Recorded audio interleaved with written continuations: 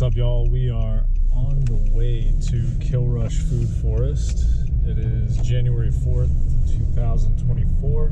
This is going to be our first work day of the year at the food forest, and I figured what better time to basically film what we do for the maintenance and care and establishment of a young urban food forest throughout the year, starting with January.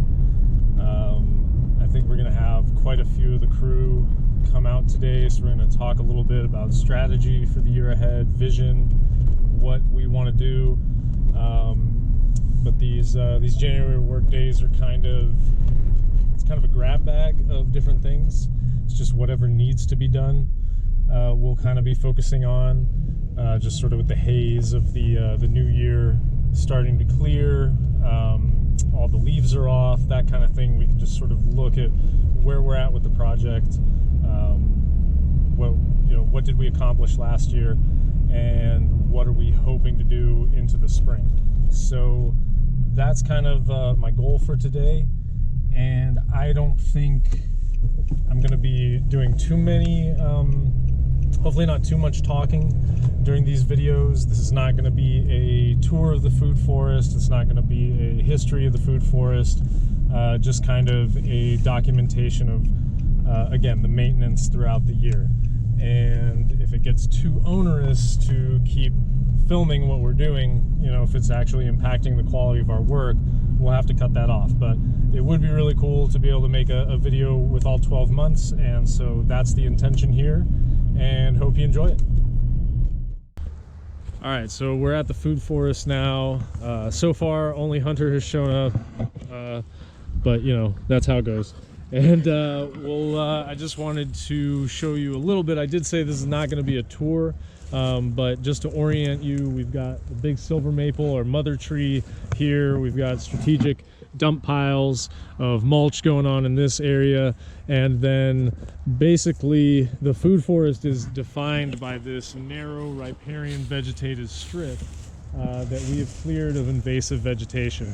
And you can see just all the way down here, basically where the woodland edge transitions into what had been a mowed upslope area.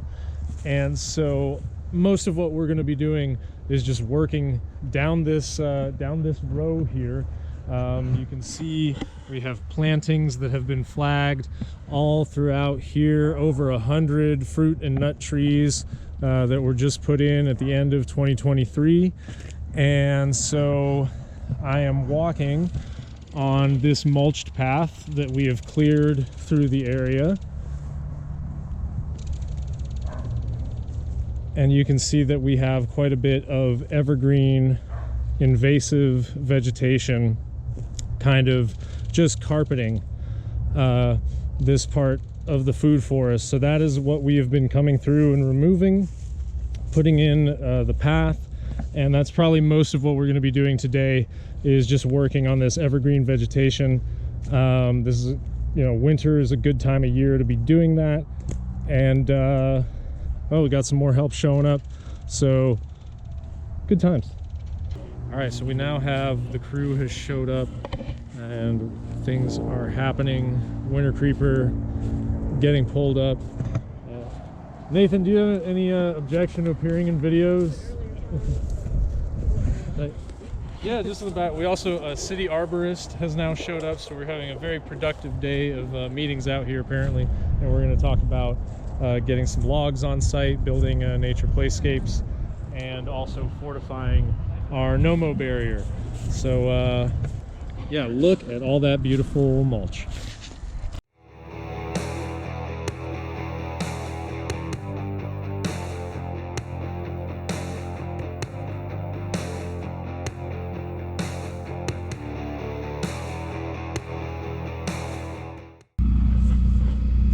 As you probably know, wood chips, and free wood chips specifically, are the lifeblood of many a tree planting. So we're very fortunate to have this spot actually to be able to partner with these companies that otherwise don't have a place to bring what is a waste stream for them. They can bring it down here to the food forest, we can spread it around, mulch the trees, and well, I'm not going to go into all the benefits of mulch. You get what it is. So that's just something else that we're going to be doing throughout January. We're really lucky that we were here when the arborists came by, because usually, you know, they just come and go as they please. We told them they can dump in the greenway, so that's a good relationship. But since we were here today, oh, the great blue heron's flying off that way. Since we were here today, we could tell them to put it here on this end of the greenway where they hadn't dumped anything yet, and that's going to make it a little more efficient for us as we mulch the plantings on this end of the site.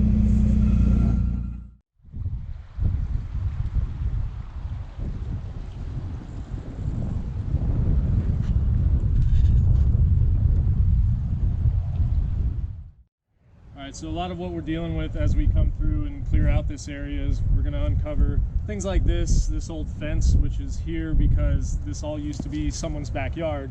And so we're going to find all kinds of weird stuff, and for this one we've decided we're going to cut it out. Now certainly we considered, do we want to maybe leave it, use it as a trellis or something? We could grow some passion fruit up it, but in the end, for aesthetics and because it's really not holding up much of anything, we're gonna just get rid of it.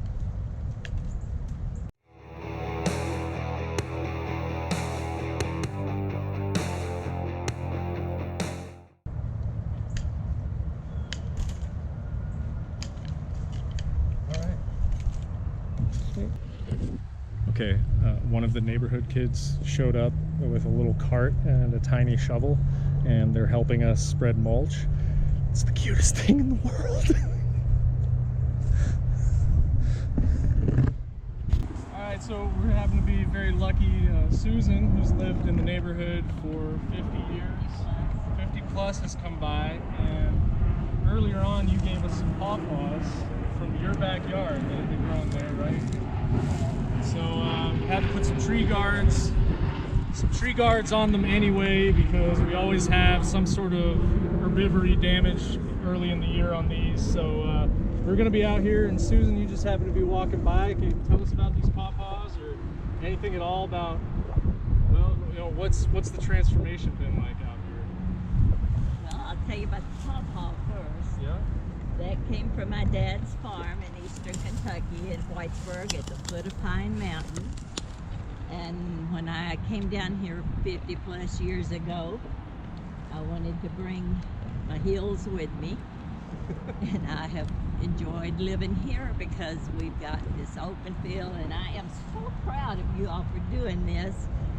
And I'm moving, but selling my house to a girl that's going to be right down here involved in all this with you all. And she'll enjoy it as well as we have all these years. That's awesome.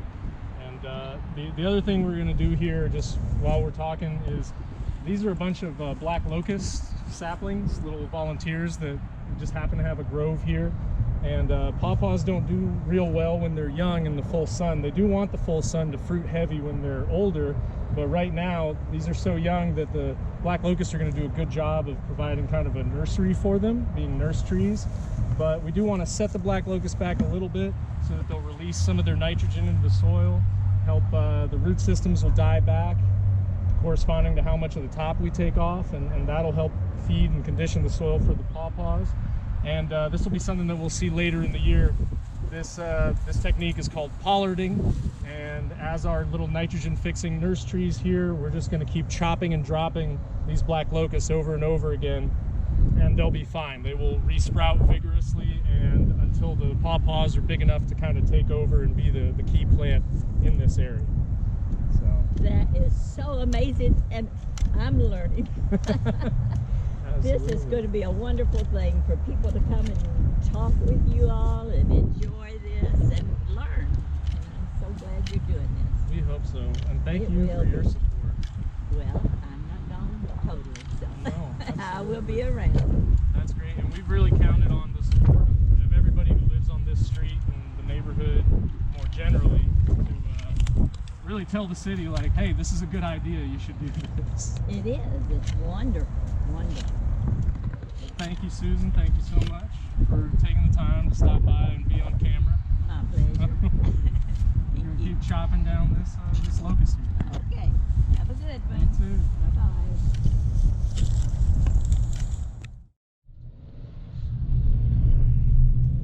All right, it is now February, and we had some snowstorms that came through the second half of January, so we took some time off. It's always good to kind of just go slow this time of year. It is unseasonably warm, of course, right now though, so we're gonna be back at it. And like I explained about January, you know, we're just kind of taking it slow, getting our feet back under us from the new year. February, we're going to be picking back up a little bit more. February is really anything we got to do right now that needs to be done during the dormant season needs to get done, you know, before we get too far into March, really. So a lot of the pruning that we're going to need to do, we need to just hurry up and do. You know, if it hadn't snowed in January and was nasty out, I probably would have been out here doing that then. But so we got to catch up and do that now. Want to do some live stakes, like some willows and things like that. Be good to do them while they're dormant, so we're also going to try to get that done this month. But other than that, mostly some of the same stuff we've been doing: mulching, removing invasive evergreen ground covers. We do have a class, a natural resources class from University of Kentucky coming out today, so that should be fun. I think we're gonna have a couple different classes working with us throughout the semester, so we'll see if they contribute to this video in some way. And yeah, thanks for watching. We're gonna get back to work. Okay, so this is really cool. We have this little high bush blueberry here, and since the last time I was out here, someone has placed these stones. We've dug a lot of holes to put in trees, and we have really rocky soils out here in the central bluegrass. So someone from the neighborhood has collected those stones and started outlining a bit of a planter bed for that blueberry, which is absolutely awesome. And so that's feedback from the landscape. That's something that we want to look at and say, yes, that's good, we want more of that. It's a design cue, it's something that we can build around, so that's really valuable. So, okay, I guess what I want to talk about right now, you can see behind me, probably, hopefully, the area where we've mostly removed all of the invasive evergreen ground covers. It's primarily winter creeper out here, Euonymus fortunii, but there was a massive patch of English ivy, and there still is some, Hedra helix. And so we've been working on that, coming with the mulch as well. And then you're gonna see here, you can really tell this time of year why they call it purple winter creeper. And it is kind of just the carpet in through here, right? But as we continue along, got our awesome snag out here. Big thanks to the city arborist that did that for us. But yeah, as we come along here, we have another little landmark, just some black raspberry that was here when we got here. It was just clinging to the edge of the honeysuckle. And so again, we want to design around this. We have a plant species that was here before us, so it's doing well in this soil on this site. We want to improve conditions for it if we can. But as you can see, you can tell where the winter creeper is, right? All the purple.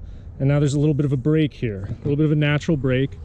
We do have a bunch of vinca. This is a third evergreen ground cover, but we'll pull this out. But then, you know, then we get into some other stuff. We have this nice mulberry. This is a really cool landmark here too.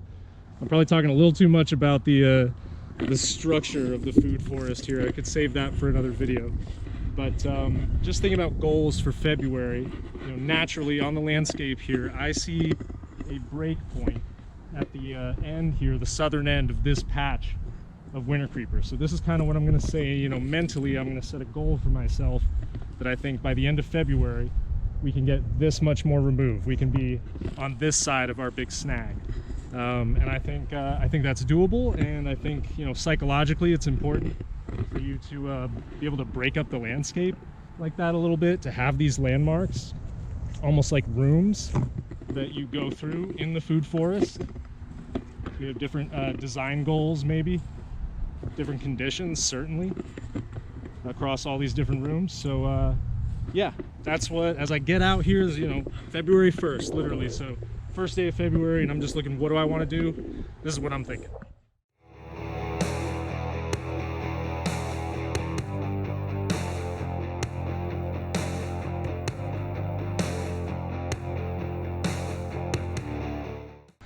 I also want to talk a little bit about the trail alignment through here.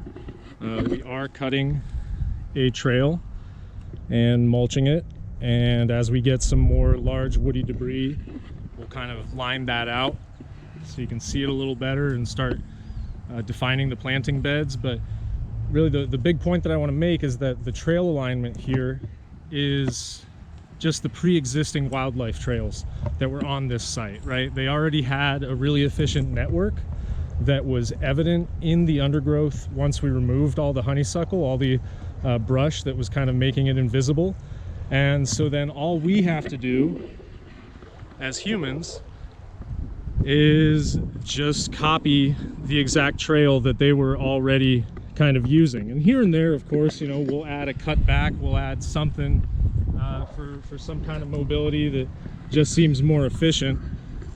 But generally speaking, especially on a longitudinal, big skinny site like this, the wildlife has already figured out where the best networks are. So we are just going to piggyback on their design cues, their design genius, because I think if we had spent years and years and years, season after season, walking up and down this site before we got here working on it, our bodies would probably also lead us to the same paths that they have imprinted in the landscape. So of course we are going to do a minimal disturbance out here and just kind of work with what the topography is already telling us. Even though administratively the city Parks and Rec is over here, Green Space Trust over here, a little more open-minded, right? So we want to do cool stuff over here to show Parks and Rec that it's possible to have trees. Okay, so this is first. All right, different day. We're on our way to the food forest here, and I just stopped at this big silver maple that had dropped quite a bit of wood for us. And so just gonna move that over to the food forest. I'm gonna get in the habit of keeping an eye out for that kind of stuff around here. We have a lot of silver maples in this neighborhood that are gonna be falling apart all the time, constantly. Shit, here's some more. Look at that. Just gonna get coarse woody debris to line our paths with, I guess. Okay, do you see this absolute nonsense? Look at, hi. Sorry, I don't know if I'm actually getting a good shot of that, but just got a ton of coarse woody debris, biomass, carbon, pieces of silver maples from right here in the neighborhood. I'm not too worried about moving these dead branches that are just dropping in all the ice storms and the wind storms, and you know, all the silver maples fall apart anyway. And it's a little ridiculous. I don't know, this is kind of what it is. If you need some insight into what it's like to just be a one-man little landscaping company with a truck, you end up in these situations quite a bit where you're just like, can I move that by myself? And sometimes you can. Oh yeah, I also wanted to say that was ridiculous and difficult to get all of that in the back of the truck. And usually I would have like a ratchet strap or something, but I had to get a new truck last year, and I'm still kind of getting tools situated and everything. So currently I have a travel copy of Settlers of Catan in this truck, but I do not have ratchet straps that would have been pretty helpful to get all that stuff in there, but oh well. The juxtaposition of the noisy highway in the distance with the Pleasant Creek is always interesting. But anyway, we got all our logs down in here. We'll use them to build something interesting later. But on some of that silver maple, we had oyster mushrooms.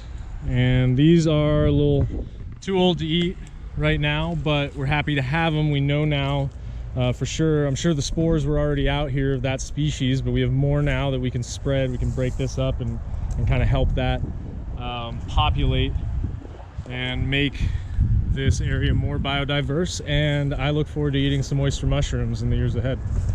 Another cool little thing that we've come across is this plant. I think it is heuchera, kind of a purple underside to its leaf. Another little patch right here.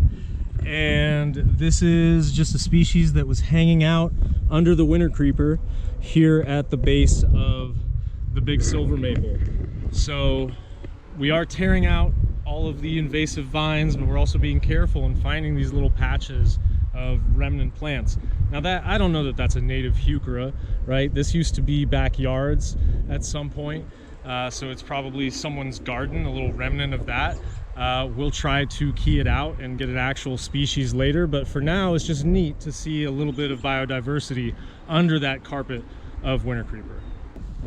All right, we got another beautiful day, unseasonably warm day in the food forest. I think we have a new person coming to help us, forestry student, I think. So you know what that means, winter creeper removal. But morale is high, I think, because we finally started cutting some of our access paths through here, through our no-mow barrier. So that has kind of changed the whole dynamic and flow through here. It's not just more efficient to get the wheelbarrow through, it's just, you know, the energy, the airflow, all of it's kind of opened up. So we're starting to enjoy the food forest a little more as the structure emerges from the landscape. And so that's really nice, and it's just becoming increasingly pleasant to spend time here, which is exactly what you want out of this project. All right, it is February 8th, 2024, and a very exciting day in the history of Geomancer permaculture, because for the very first time we have 2 wheelbarrows. All right, so this is a very exciting day. Not only do we have the natural resources students spreading mulch, we also have the city arborists dropping off a bunch of big logs for us. And this is actually the thing that I'm most excited about, we have a city mow crew. So the deal here is, you know, like in a lot of places, these public properties are mowed by private contractors. The private contractors usually kill any tree that you plant.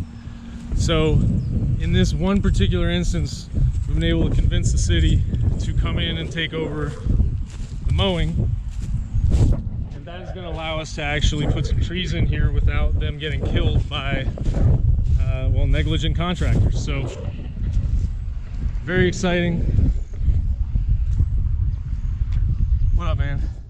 What did you just say? You're in a public capacity? Not only, I have no right to privacy in public, but I am a public servant, and you are allowed to film me in the process of my duties anytime you want. All right, that's beautiful. So we get Kent and Zeke on the video here, and you guys are going to take over the mowing for us. Is the idea at this greenway, and that's going to let us establish some upland plantings here, some no-mow zones, put in some fruit trees, some nut trees. I'm going to speak like I think not on. If you need trees, let me know. You know, we have the buffet of plants that we would like people to use. If you find something you would like, let us know. You know, let Heather and Nathan know, and we'll. Yeah, City of Lexington Nursery, right? City Nursery. All right, yeah, we'll take everything we can get, especially if it's edible. I don't. Oh, you do. You know, we're doing the food forest out here. Myself and Heather talked about doing a food forest. Yeah. I'm shoving all my chips to the center of the table. Help me out. I've always wanted to do that. Well, here you go, man. I've always had an interest. Connector for the trail. I was gonna line to there. Yeah, no, you're an absolute surgeon. Okay. This looks beautiful. Come on. Yeah, no, this is great. All right, Absolutely. Yeah, connect up. You can reach over in there if you want. That looks great. Yeah. We now have logs, big logs, much bigger logs than what we had. Look at this entrance. This looks so official with those logs there. I mean, you know, for the first time, really, this is starting to come together, and we see some, you know, it's not permanent architectural elements, but these are going to take a lot longer to break down than the honeysuckle stems, so we can really start lining out some of the form of the food forest. And look at this persimmon. Just absolutely gorgeous bark. I feel so lucky to have this right now. So in one fell swoop there with that meeting that we had, we have taken this entire greenway out of mow. We can plant trees in this whole space. We have 3 acres to mess with. It's absolutely incredible. And it's so interesting because that's like a policy piece, right? Like, who is mowing, who is managing the public lands is a policy question. Is it going to contractors? Is it going to someone in the Division of Urban Forestry who knows what they're talking about and can mow around tree plantings? Yeah, it's just interesting because, you know, in the space of one conversation that we had out here this afternoon, we're able to have this massive positive effect. Versus hours and hours and hours of physical labor out here getting muddy, planting trees, also very important, but for the effort put in, it's interesting when you get these policy wins, how good it can feel. And so now we have this clean slate to keep developing this project and make it really, I mean, you know, you can imagine what this could be. I certainly am right now.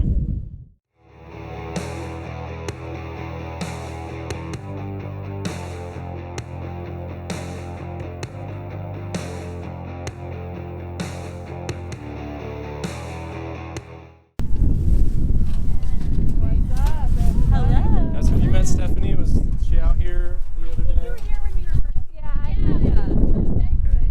Awesome. Yeah, are you gonna do the pollinator garden here, or on the? Okay, cool. I think so. Some of this is the path though, but Yeah. you're like, inside that, it'll just be a filled-in circle. Wow. Yeah. With the log. My is daughter that- will be thrilled. Yeah, but Just our eggs. Okay. Nice. All of flowers. Yeah, all flowers. All right. Awesome. Okay. Well, we're excited. We got the whole lab. Yeah, yeah, 5-year-old master gardener. She'll tell you where to put everything.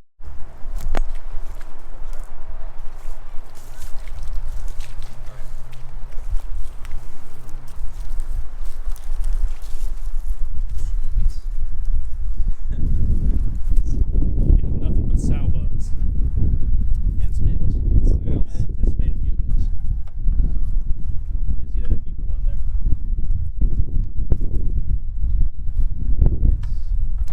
Let's see what comes off of that one. All right, Alex, what are you Okay. doing out here? I am collecting soil samples. Okay. Just up and down the slope.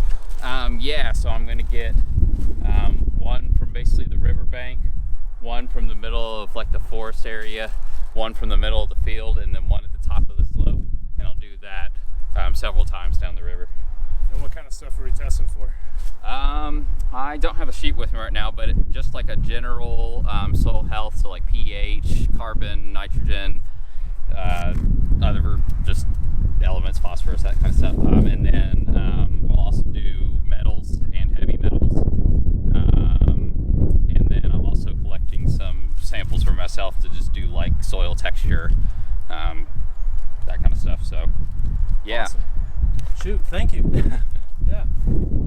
So we haven't had any testing done out here to date, And now with this capstone class, we have the resources to do that, and we'll get an idea of what's really out here, which of course is going to inform what kind of crops we try to establish into the future beyond just having a riparian restoration out here. So very cool. Stoked for all the resources that we're able to bring to bear on this project right now. So we have this area here that some of the natural resources students are going to turn into a pollinator garden with an outdoor seating area. And so I'm just thinking out here design-wise, we probably want to maintain this drive lane through here about the width of a dump truck, or get a mower through here as well. So we're getting ready to put down a log that's going to be a bench, and that bench will kind of describe that drive lane through here, and also provide a really nice view of the creek and the flowers and the food forest.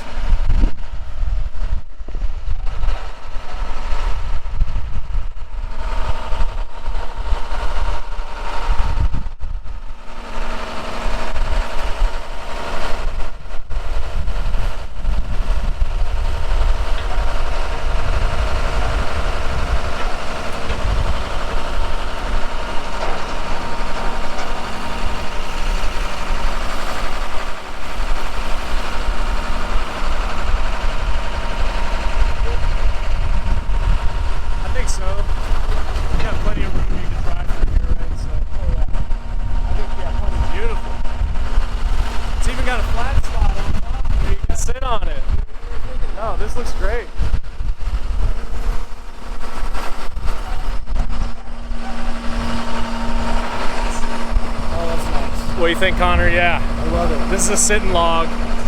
Sitting log Right here. All right, everyone's here. Exciting day today because we're going to get you all Geomancer hats. Yeah. What you know, Mateo? Yeah, absolutely. What a nice incentives package. An incentives package. Well, we all got to look fresh out here, right? If we're going to rep the food forest. So, yes. Nice. Looking good. Okay, so we're in an area right now, the food forest, that I don't think we've really shown on video too much. This is the little 1/10 of an acre that we did as a pilot project in 2020. So you can see it's got a couple seasons of growth here as the turf is starting to smother itself out. And what I want to show you is this goose plum. This is a Prunus munsoniana, and planted this in early 2020. And when I planted it, it was just this twig right here. You can actually see the little remnants of our flag there to indicate the planting. So this is what I planted in 2020, and then this is what has grown up since then. So right now, I am just going to prune away some of these other competing leaders because we have what looks like a really nice, almost lollipop-shaped fruit tree starting to develop here, which isn't always what you want for a stone fruit or a plum, but for this particular species and this spot is going to be really nice right here. So I can just kind of take these down, we'll process these down and turn them into soil. And I'm not being too careful with these cuts because it's just down here, whatever my final cut is that I actually want to scar over well is where I'm going to use some nice clean sharp pruners, be a little more intentional about my cuts. And let's see.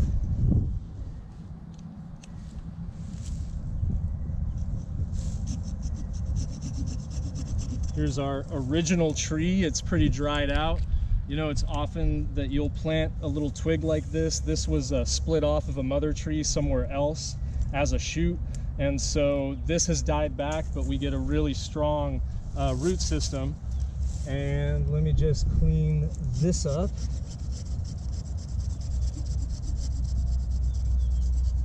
Okay, and then the next thing I want to talk about, we'll leave some of this, you know, that was a lot of cutting for this tree, so we'll leave some of this for later. But the next thing I want to talk about is this black locust right next to it. So we planted this as a nitrogen fixer to aid in the establishment of this plum. This plum does well in the heavy clay, but this is still some really tough soil. So using this tree here, we'll cut this back. We already were doing this with the pawpaws, so you've seen this. This black locust is interesting though, because again, planted in 2020, and then in 2022, I believe, I did kind of a high coppice or a low pollard or whatever you want to call it. You can see that cut here, and all this response growth has happened since then. So we have a pretty big tree. This will grow to a mature height under a power line, so we want to take it all down, and it is going to just say, oh, thank you, and have a bunch of growth. But all of this is going to help build our soil. As I chop these down, I'm trying to keep them about no bigger than 8 inches so that they'll just kind of decompose. There are some thorns on black locust, so I want to be careful about that. Make sure that they're small enough pieces to not really bother anybody. And I'm pretty much gonna take down this whole thing, start it over again, maybe a little higher, and we'll just keep doing this over and over until we really get this guy going, and then we'll subordinate this entirely, probably kill the black locust by just chopping it down, starving it of carbon, and we'll just have a really nice plum tree left over. The video more recently, but pruning that plum tree, you know, making it, because it looks freaking nice, right? Like, take off some of these guys, because we know we don't need branches that low, right? But I'm pretty excited. Just because when you plant those starts, you don't know what they're going to look like. And then so for it to take, like, I consider that really nice shape. Do you want like all of these gone too? Yeah, take them all back, and then I'll tell you what.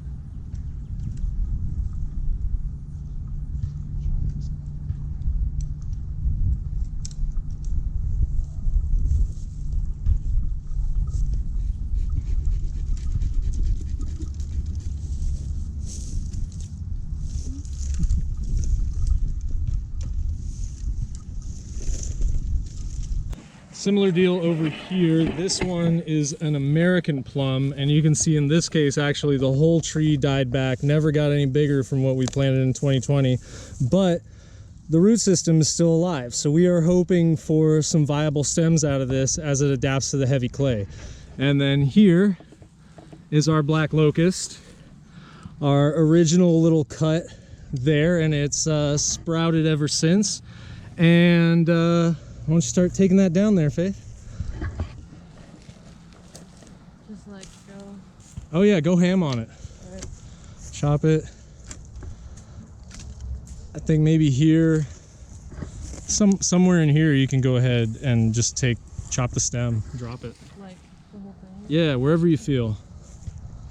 Just don't get hit by thorns as you're doing it. We should be wearing eye protection, but you know, we'll talk about that some other day. Just for the sake of comparison, here is an American plum planted at the same time, 2020, but it did not die. It's actually doing pretty well and doesn't really need much pruning at this point. We'll revisit it later, but pretty happy with that one. All right, so continuing on from the theme of doing some winter structural pruning to things that we planted in 2020, we have 3 trees here. We have a sycamore, this was planted. We have a black cherry, this one's a volunteer. And then we have an elderberry that was also planted. And the elderberry is actually just getting ready to leaf out. I don't know if you can see that, but we've also got a sprout coming out, or a sucker I should say, coming out all the way out here. So this is awesome. These are all really close to each other. They're definitely in competition. That's fine. Here right on the riverbank, we want to actually stabilize this soil, but we do have co-dominant leaders developed on this sycamore. So these two are competing with each other to who's going to be the tallest and the straightest. This one is actually the tallest, but this one is the straightest, and then this one is rubbing up against the black cherry. So this is the one that's going to get the chop. And just like before, I'm going to not worry too much about my first cuts. Just get that out of the way, and then when we get down to the base here is where we'll pull out a a little finer tool and make sure we get a good cut here. You can see kind of the way that this was developing was going to lead to some included bark and a poor union in the future. So I just take that off right there. And we're back to a nice strong central leader for the sycamore. We've got the black cherry right here to compete with it and make sure they both grow nice and tall. And then we've got the elderberry. Here's our shrub layer that's going to continue to sucker out and take over this area. All right, so we got another chain link fence remnant here. Used to be backyard. And we were considering keeping this one as a trellis for some passion fruit or something. But what do you say, Hunter? I think it's gotta go. It's gotta go. You're gonna have fun cutting that out of the winter creeper, aren't you? Okay, one more example today. We have this black cherry, another volunteer, and it's got this super crazy growth form where you can tell that it was trying to grow out and find sunlight when it was covered with that honeysuckle. So now we can see that this is not, architecturally, it's not very sound, right? This is gonna break eventually. So we're gonna take a really, make some hard decisions there.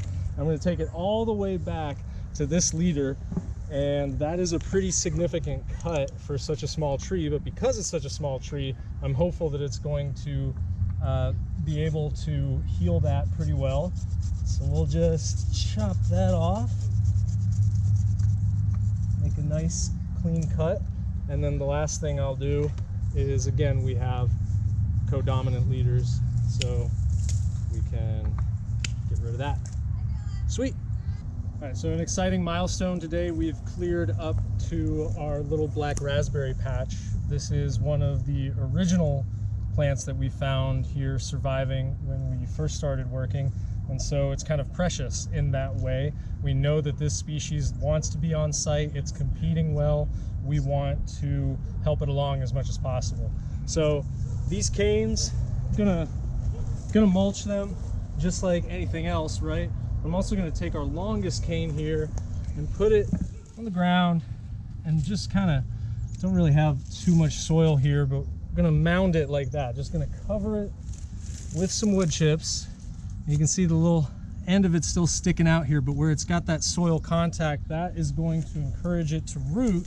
And then we're going to have another little set of canes that will come up from there. And so that is pretty much, hopefully you're getting that sense over the course of this video, that that's all forest gardening is hundreds and thousands of tiny little interventions spread out across what you might otherwise consider to be a wild area.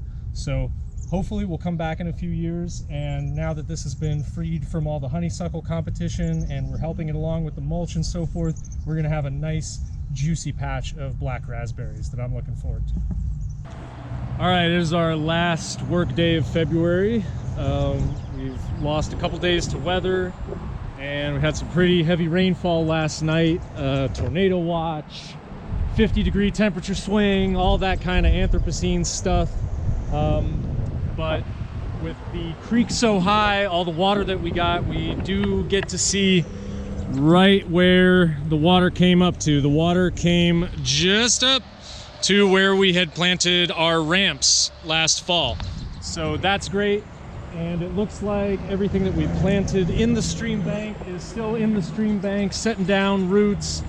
So just real good observation to be able to come out here after a heavy rainfall. We're gonna walk the upslope and see if we have any standing water anywhere. That's gonna indicate to us that maybe we have an opportunity to dig a little infiltration basin there. We did get cleared to do some earthworks on this site, so I want to take advantage of that as much as possible. Other than that, it's wet and miserable today, so we're probably going to be working slowly, not getting that much done. But yeah, like I said, we're going to finish up February. Have not done all of the pruning that we wanted. We have not got to the willow live stakes yet. Let's hope that's next week. I got to talk at a conference tomorrow, and I'm really stressed about it, making a slide deck for it and all that kind of stuff. So my mind is not on the food forest right now, but we're gonna keep going. Oh, and we got some more logs. These are a pin oak from a local golf course, and pretty excited because we got some nice interesting structure that kids will want to climb on and stuff. I don't know if that's where we want it permanently, but it's also probably too big for us to move, so that might just be where it stays. Yeah, let's see what we can get doing. All right, so checking on our plantings here after the storm. I'm kind of heartbroken because we have this sweet birch that has been broken off. I don't know if it's vandalism, I don't know what it is, but this is one of my favorite trees. It's one that's not easy to find, so that really sucks. But part and parcel of doing these projects in urban areas, there's always all kinds of injuries and issues, threats to your trees, especially these little guys. But it's not cost effective or good for the trees to plant larger specimens, so we're just gonna have to keep planting more things as we go, and whatever survives. We do have, though, here some horsetail. This is equisetum. Let's see if I can get in here without falling in. And it's alive. It's still there. It's held up to the heavy flows. We did have a second one here that we lost over the winter, so I'm very excited that we've been able to establish even just this one patch, because we will be able to propagate off of it for the foreseeable future. Yeah, so we're gonna get into a mud fight with this winter creeper, and you already know how it goes. Oh, Chelsea showed up. What do you got, Chelsea? Hi. I have some more done oyster mushroom mycelium to spread around. Sweet. Maybe it'll grow. Yeah. And I have some cuttings, particularly a focus, some elderberry cuttings, which they self-root really easily as long as you've got a little node point, little grow point. Awesome. They should stick in the ground, do some roots, do a whole new plant. And then there's also some red and yellow twig dogwoods that are like a bush that may also grow. They just kind of look cool. You can make baskets with them sometimes. They're beautiful. All right, so what I'm gonna do is give Chelsea this tile probe. I use this mostly to find depth to bedrock when we're gonna dig out rain gardens and stuff like that. But for live stakes, that is gonna be your tool. How does that sound? Cool. Sweet. Probing. All right, probe away. So we've got our tile probe here. Gonna just kind of squish. That's get right. A hole in. Yep. Deep enough. And remove. Got that suction. The ground is very moist today, and then we stick it in there. Ta-da! Done. And Beautiful. We'll do it again. I just gotta do it like 30 more times. Woo. Awesome. All right, first work day of March. Just me and Hunter out here today. Lonely are the brave, but that's miserable weather. But for some reason, I feel like we kind of got to earn this weekend or whatever. So we're gonna come out and start working, or continue working, on this area that Chelsea and I started a couple days ago. And we are ripping up the turf to get ready. We're gonna seed this out. It's not really the best site prep, but it's what we have the time to do right now. We didn't have authorization to work in this part of the site until just like a month ago or a couple weeks ago or whatever. So we're gonna do what we can. We're gonna seed it out. We're gonna see what happens. It'll be interesting.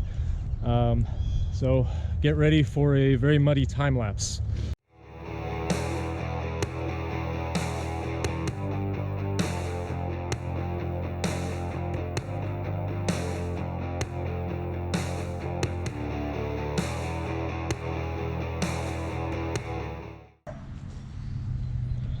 All right, new day, beautiful day.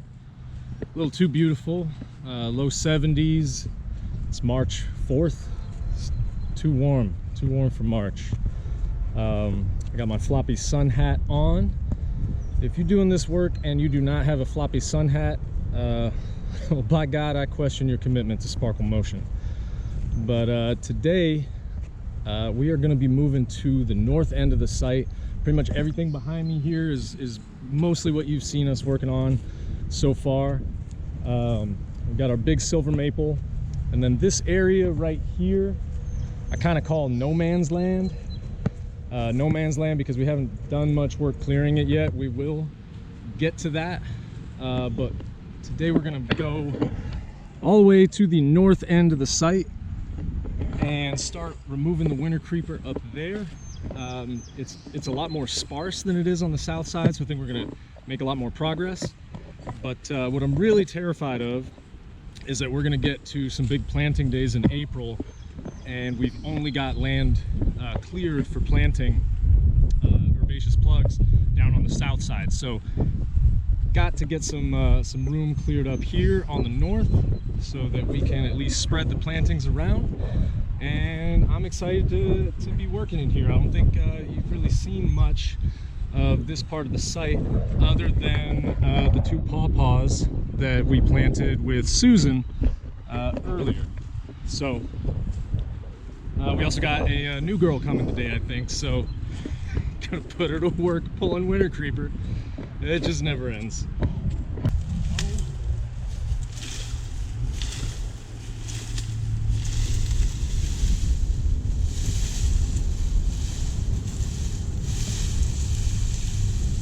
All right, getting ready to wrap up for the day. Been out here for about 3 hours. Just want to show you what I did here.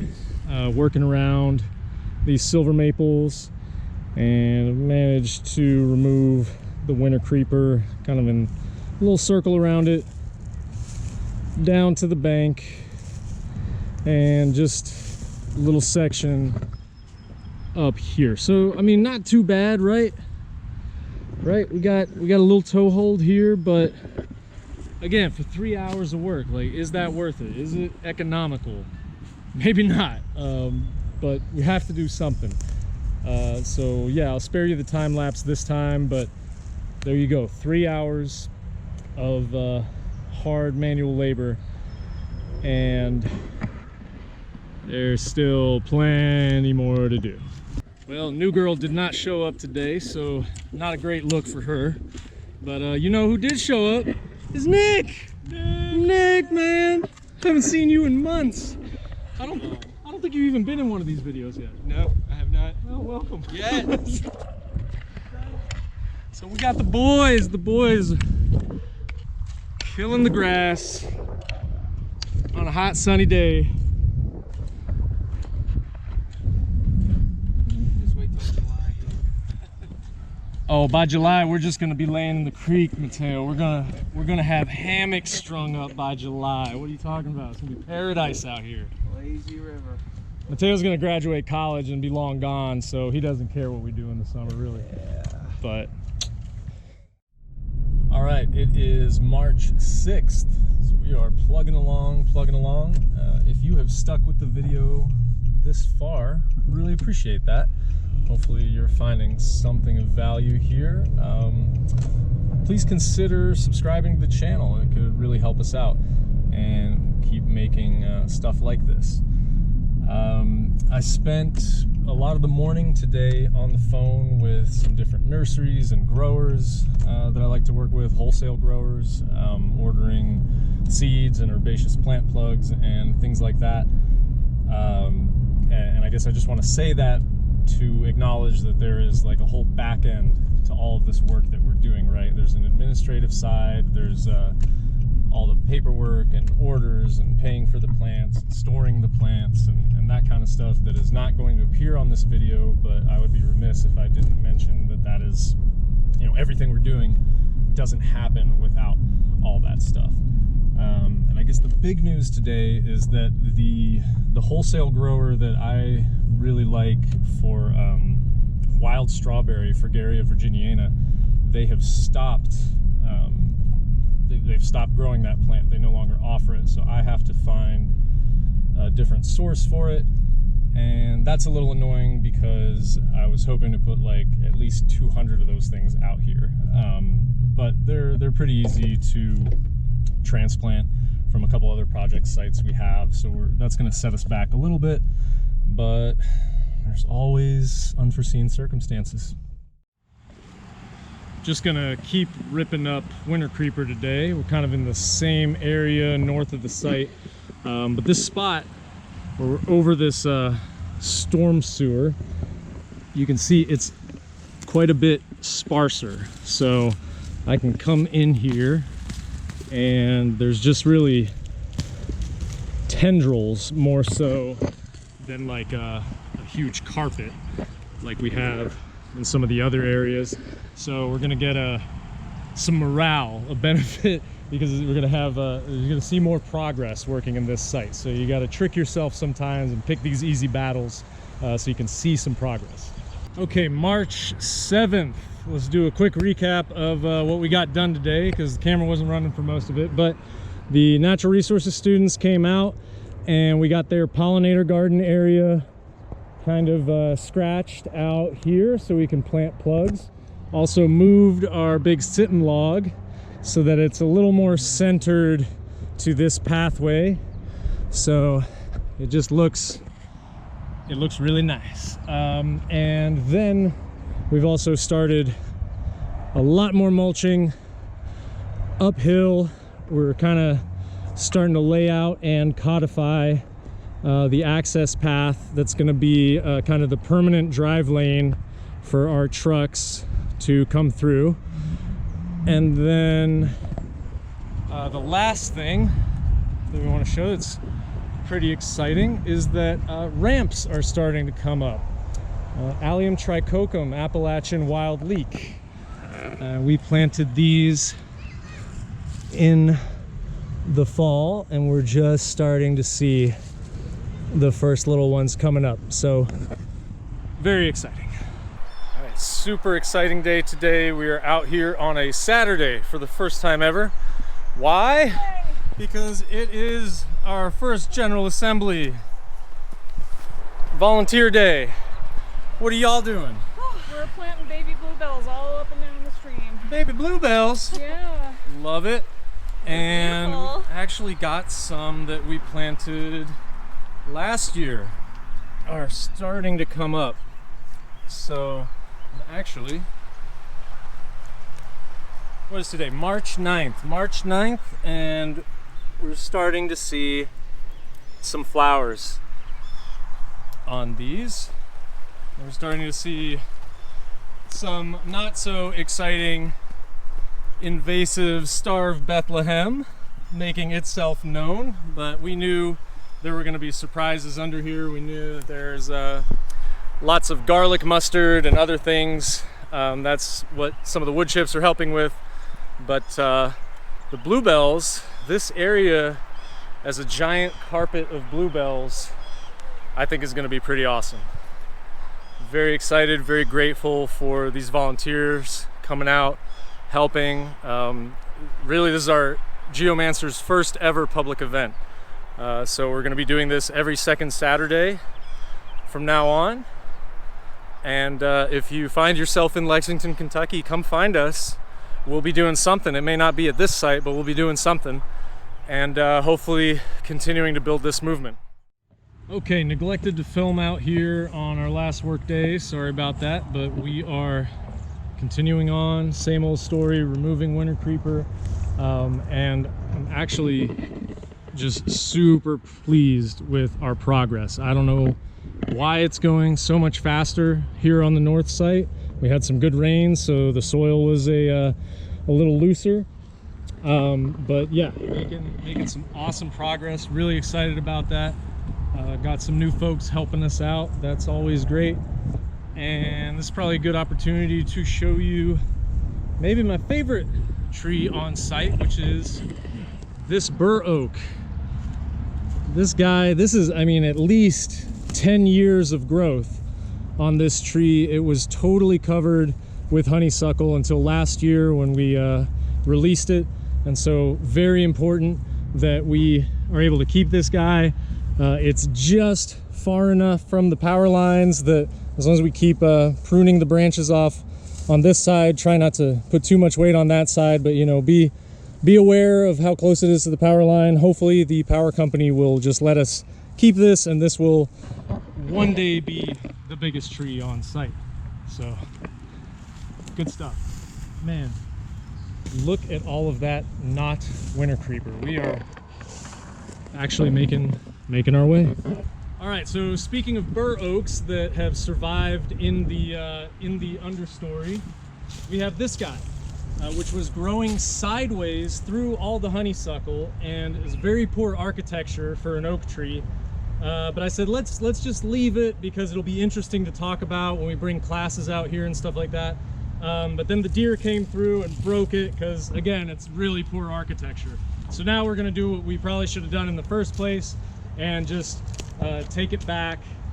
And I'm gonna take it back to this little sprout here, which is just starting to bud. And the idea is, if I can cut that now this will want to develop into a nice strong central leader. We'll see what happens.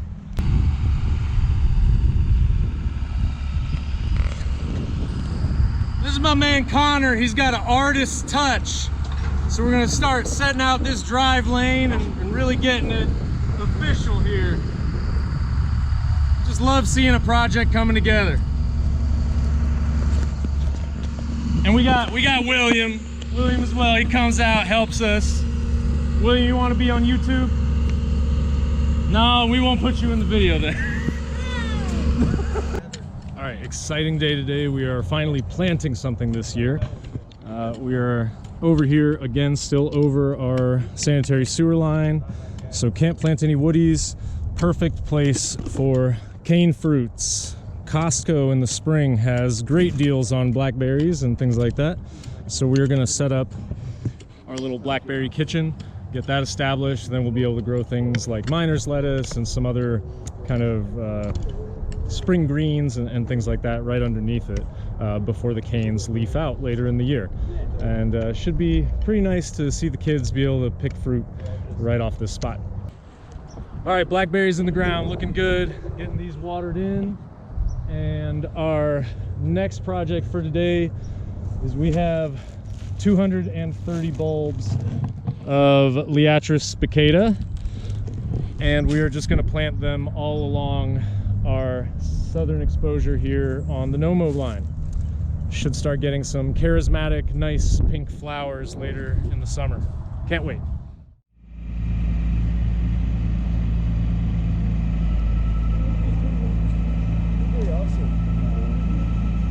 I went to Oregon for my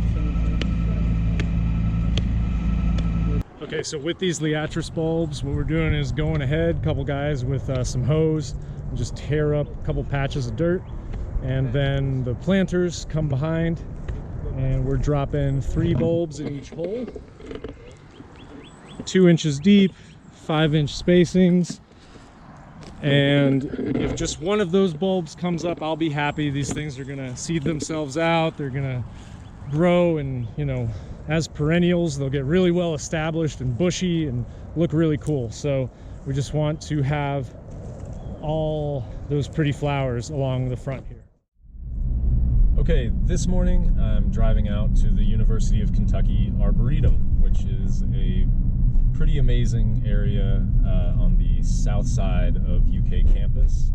And the reason that I'm coming out here is that we're going to prune some willows.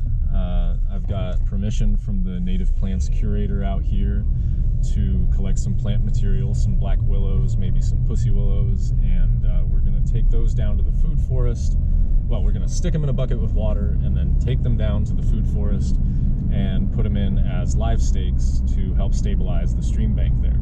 So we're finally getting the willow stakes in today, and I had been hoping to use just some willows that were kind of around the site there, but I'm really not sure what species those are. Some of them I think were planted by another contractor doing some other work in the past. So this way we get to the UK Arboretum. I know that these are for sure Salix nigra, black willow, with genetic provenance from here in Kentucky. So let this ambulance pass, but that's pretty much the whole story of what I'm doing out here this morning. No, it's fine. Are you sure? Yeah, I gotta film this though. I'm taking all these little ones, and Jess is being super generous and giving us full-blown trees. I love it. No, this is gonna be great. Well, you can trim these up. You can come up. Absolutely, we can get several whips out of each of those, and then we're gonna see how they do, right? Yeah, and let's get some different species for you here. These are all black willows. All right, Let's find something else. we'll take what we can get. Okay. Sweet.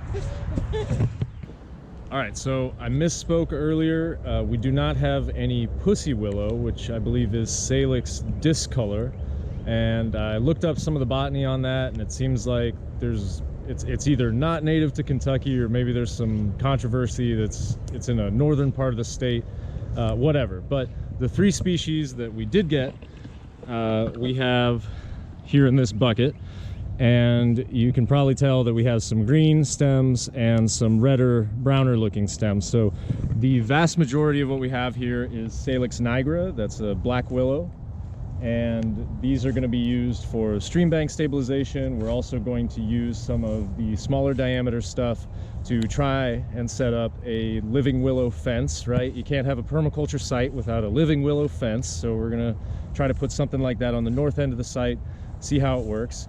But then we also have, let's see if I can get these right. These guys here that are already in flower are silky willow, which is Salix sericea. And then we have these more gray looking ones that have sort of almost like a pubescent bud. These are sand willow, which I think are Salix interior, perhaps. I'll have to check on that. But the silky willow is kind of a smaller stature willow, and so that will be really nice as kind of a specimen tree that we can plant along the front here, just to show people, you know, it's a little bit rarer of a species. And then the sand willow is going to, we'll put it in a couple places, but I think we're going to try to put it in one of our sandbars in the middle of the creek and see if it can survive and take root throughout the rest of the spring. Speaking of taking root, some of these are really large stems, so if we stuck them in the ground like this with all these buds and no associated roots, they wouldn't be able to survive. So we're going to put them in the bank and then probably cut them off, and then out of these larger stems we will get several live stakes, and we're just going to spray and pray just like we do with everything out here. And I guess the last thing to say is that we are definitely doing this too late, right? As I mentioned in the video already, I would have loved to do this in February, but if you've done this kind of work and if you've followed this video so far, you know that we just get to do things when we have time for them, and that's usually a little too late. So, you know, the fact that the silky willow is already in flower, sorry silky willow, that it's just not a good time to try and get it to root from stakes. But we're gonna give it a go, and you know, if we fail miserably, it'll be documented on this video. All right, the other thing we got came in the mail today are Catawba grapes. We have our North American native grape, and I'm thinking what we're gonna do is we have this black walnut here that's a little too close to the power lines, so we're not going to kill it right now, but eventually we're going to have to do something about it. So we will yeah, just remove these couple basal stems, leave the big guy for now, and we're going to plant one of these grapes at the base of this thing, and it will become the trellis for those grapes. And then we have some red alder coming hopefully soon that we will also put in here as nitrogen fixers. There'll be a kind of an ulnaculture grape production in here where you know, the red alder will serve as the trellis while it's fixing nitrogen. Are the grapes going to do well at the base of a juglone full black walnut? I don't know, we're going to find out, but I think juglone intolerance is kind of overblown. And yeah, we're just gonna see how it works. We have this nice tall tree here that we have to do something with anyway, so why not? It's a permaculture experiment. So one thing with putting these willow whips in is a lot of people will cut like a 45-degree angle so that they can push it into the soil, and I've never understood that because that's going to damage the plant material. So I'm much more of a mind to have some kind of tool to create the hole width, right? This is a tile probe, but then I can just follow the whip right in there, and then something this big, a you know, diameter that size, then I can come back and cut it, and now I've got my next one to put in. And the thing to understand about these is it's they're just like a straw holding water, right? If you you put a straw into a cup of water and you put your thumb on top, you can pull that straw out and it'll hold the water until you remove your thumb, and then the water drops out. It's the same thing with these guys. This just dropped out on me. So what do you say? Oh, it's still recording. Oh, okay. It's still recording. Okay. But, so you know, if I cut this stake right now is like a straw. It's gonna draw out. This thing is gonna die if I don't get it into the soil quickly. So that's why you know, you want to keep these in a bucket of water or something, or just cut them after you got them into the bank. And hopefully we'll get some good survivability with these. But you'll notice that I'm kind of putting these in really where we have some of our steepest banks, because that is precisely where we want these to root in and protect this stability. All right, Hunter, what do you got there? Got some black willow. Just sticking it in the bank here. And what's your tool you got? This is a broken golf club. You cannot get that at a Tractor Supply. So perfect diameter, right? Absolutely marvelous.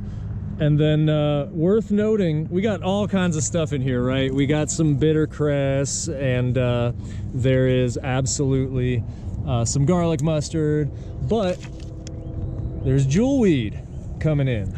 All this stuff that we encouraged to go to seed last year, and we spread seed out here, and as we open up the bank, jewelweed impatiens is one of the species that we are really trying to encourage and get established. So seeing that coming up is great.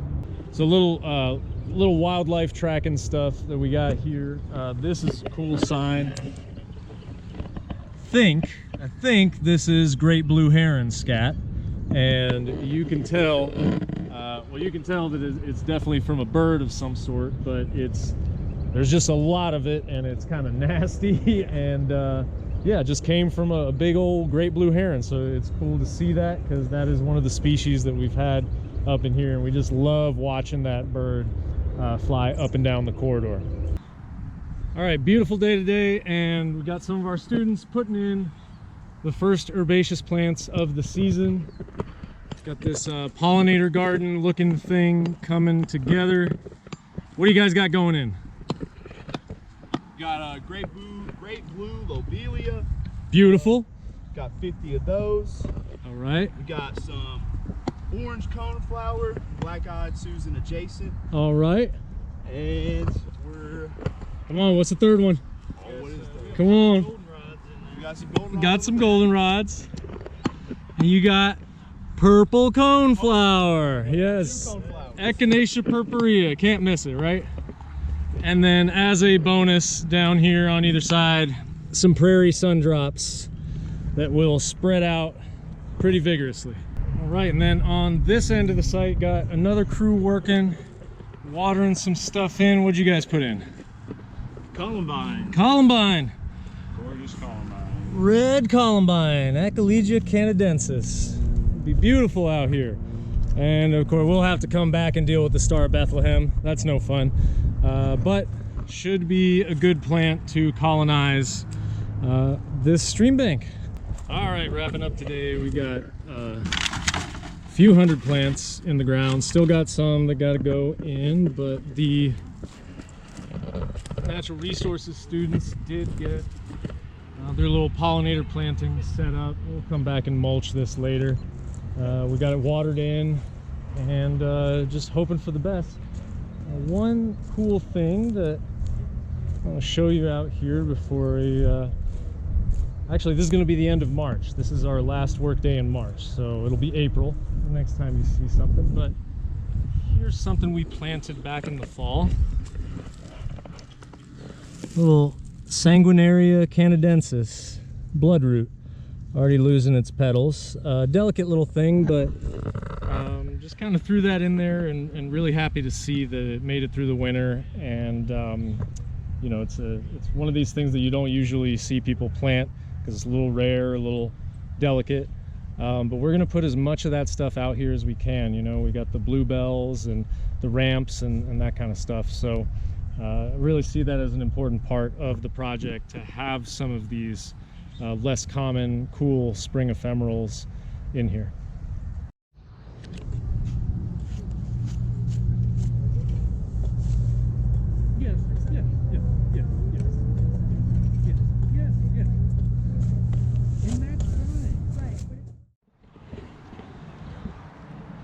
Hey, what's up, y'all? Happy April. It is April 5th, I think. This is our first work day of the month.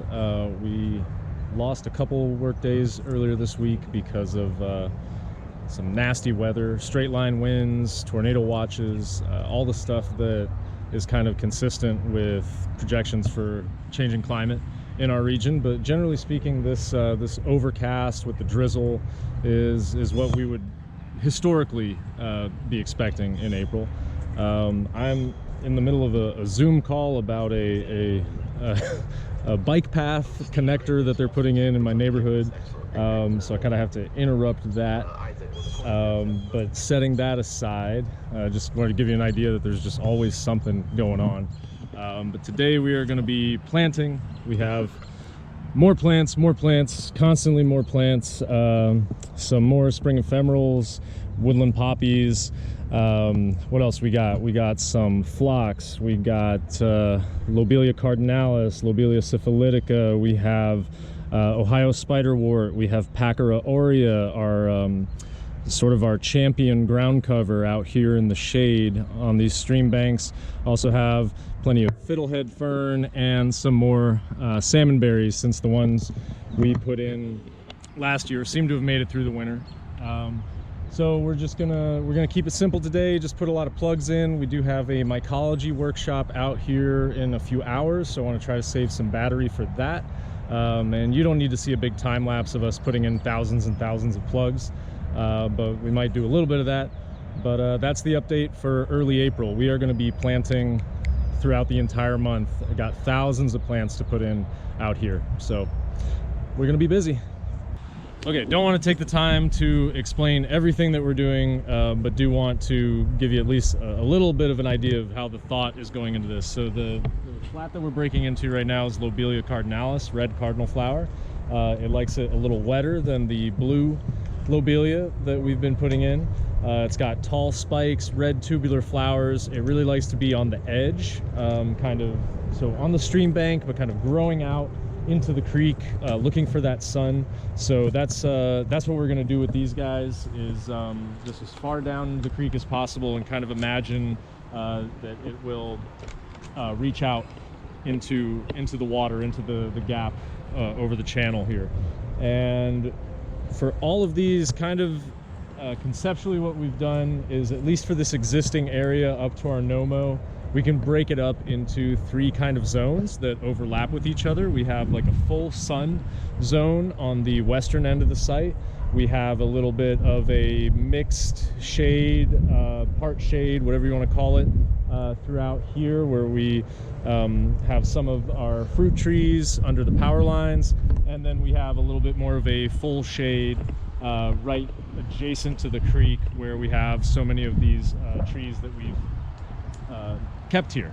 So as I said, these zones are going to overlap into each other, but for the purposes of explaining to people who maybe don't have great familiarity with these particular species, where they want to plant stuff, breaking the site up into these 3 zones and kind of giving them an idea of like, okay, this plant wants to be next to the creek, but it can kind of come out into this this part shade area under the power lines, or you know, you might have something that is really going to want the full sun, but it could maybe kind of creep into the mid area as well. But and then there will be a few things that could tolerate this whole site.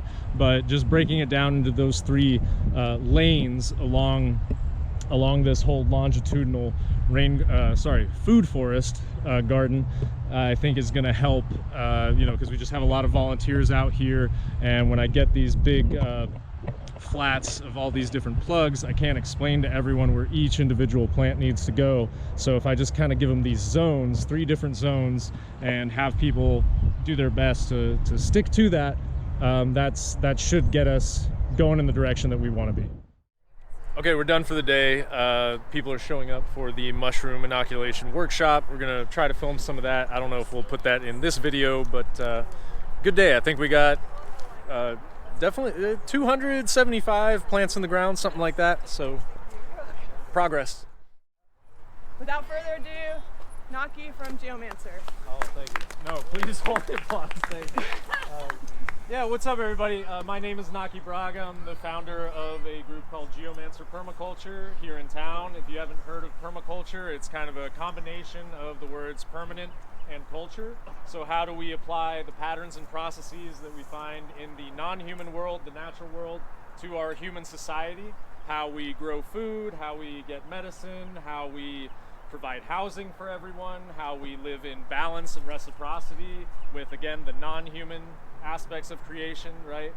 So big topics, but we do kind of not just keep it philosophical. We have a material, practical intervention on the landscape. We do a lot of different things. On this particular site, this is the Kilrush Food Forest, and what you're standing on is a floodplain. That's Wolf Run Creek behind us, and when it rains really hard, the water comes up here. Historically, there were a bunch of single-family homes in this area, just like you see across the street.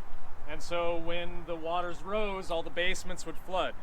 And so like maybe 20 years ago or something, the city and FEMA came through and they knocked down all the houses to restore a little bit of the hydrologic function of the floodplain.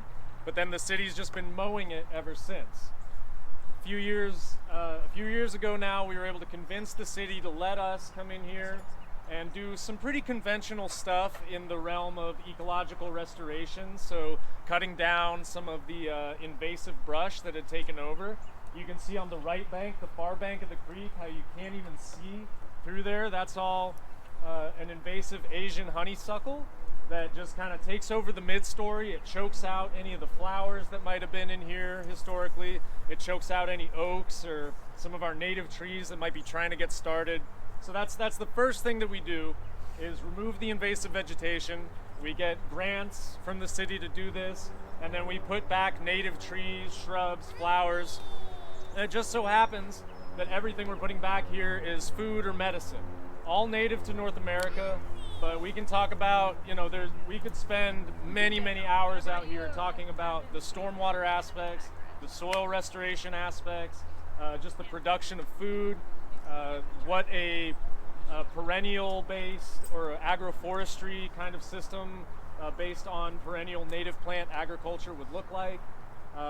So if you have questions, if you have things that you're particularly interested in, that's what I would like to spend time talking about.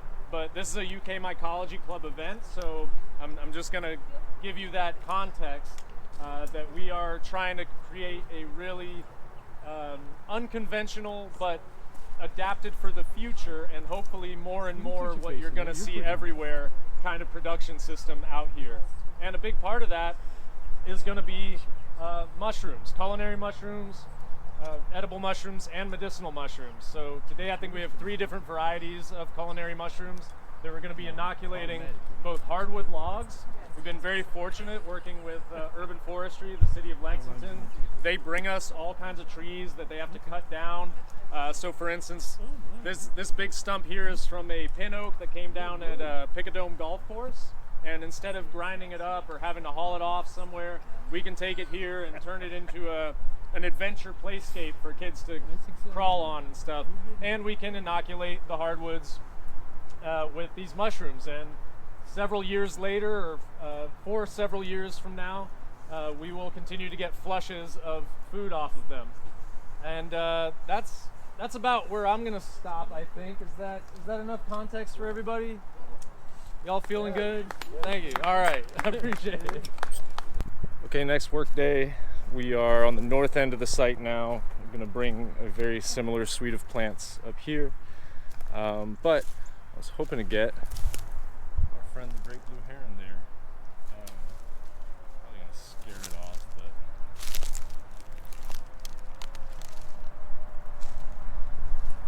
we see that thing pretty frequently. It flies up and down the creek, and it's just absolutely beautiful. It's a wonderful aspect of being able to do work in these places.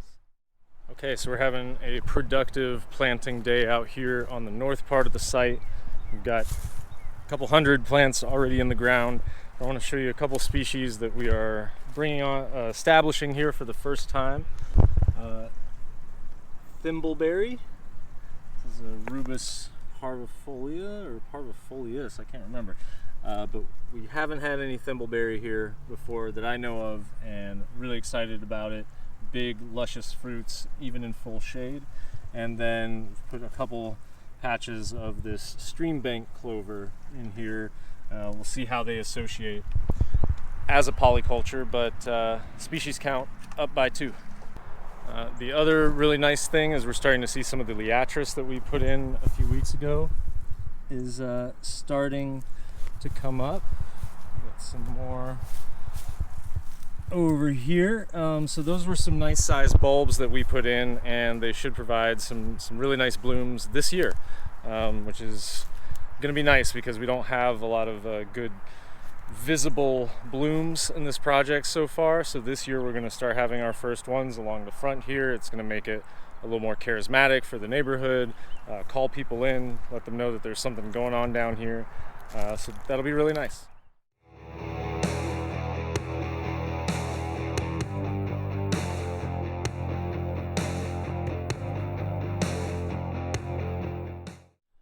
Okay, wrapping up our work day. I think we got 300 or so plants in the ground, maybe more today. So we're getting pretty close to 1,000 herbaceous plugs have been put in on site. And we started doing some more winter creeper removal. An exciting milestone reached. We have started clearing out around this old pear tree.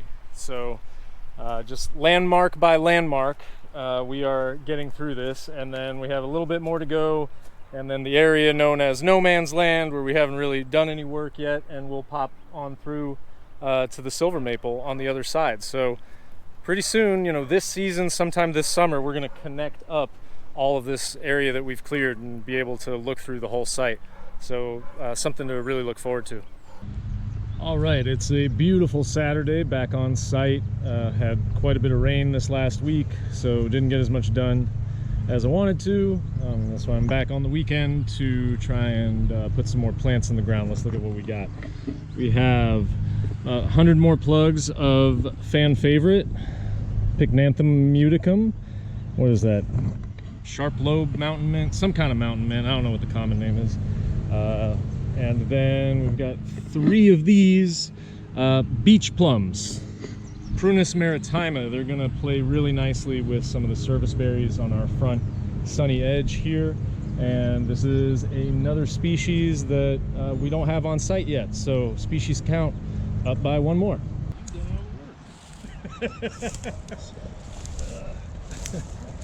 Was it just this one spot?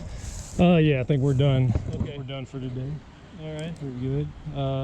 Hey Liz, can I interview you a little bit? Oh yeah, sure. What how'd you hear about Geomancer? I heard about it through my sister Maggie.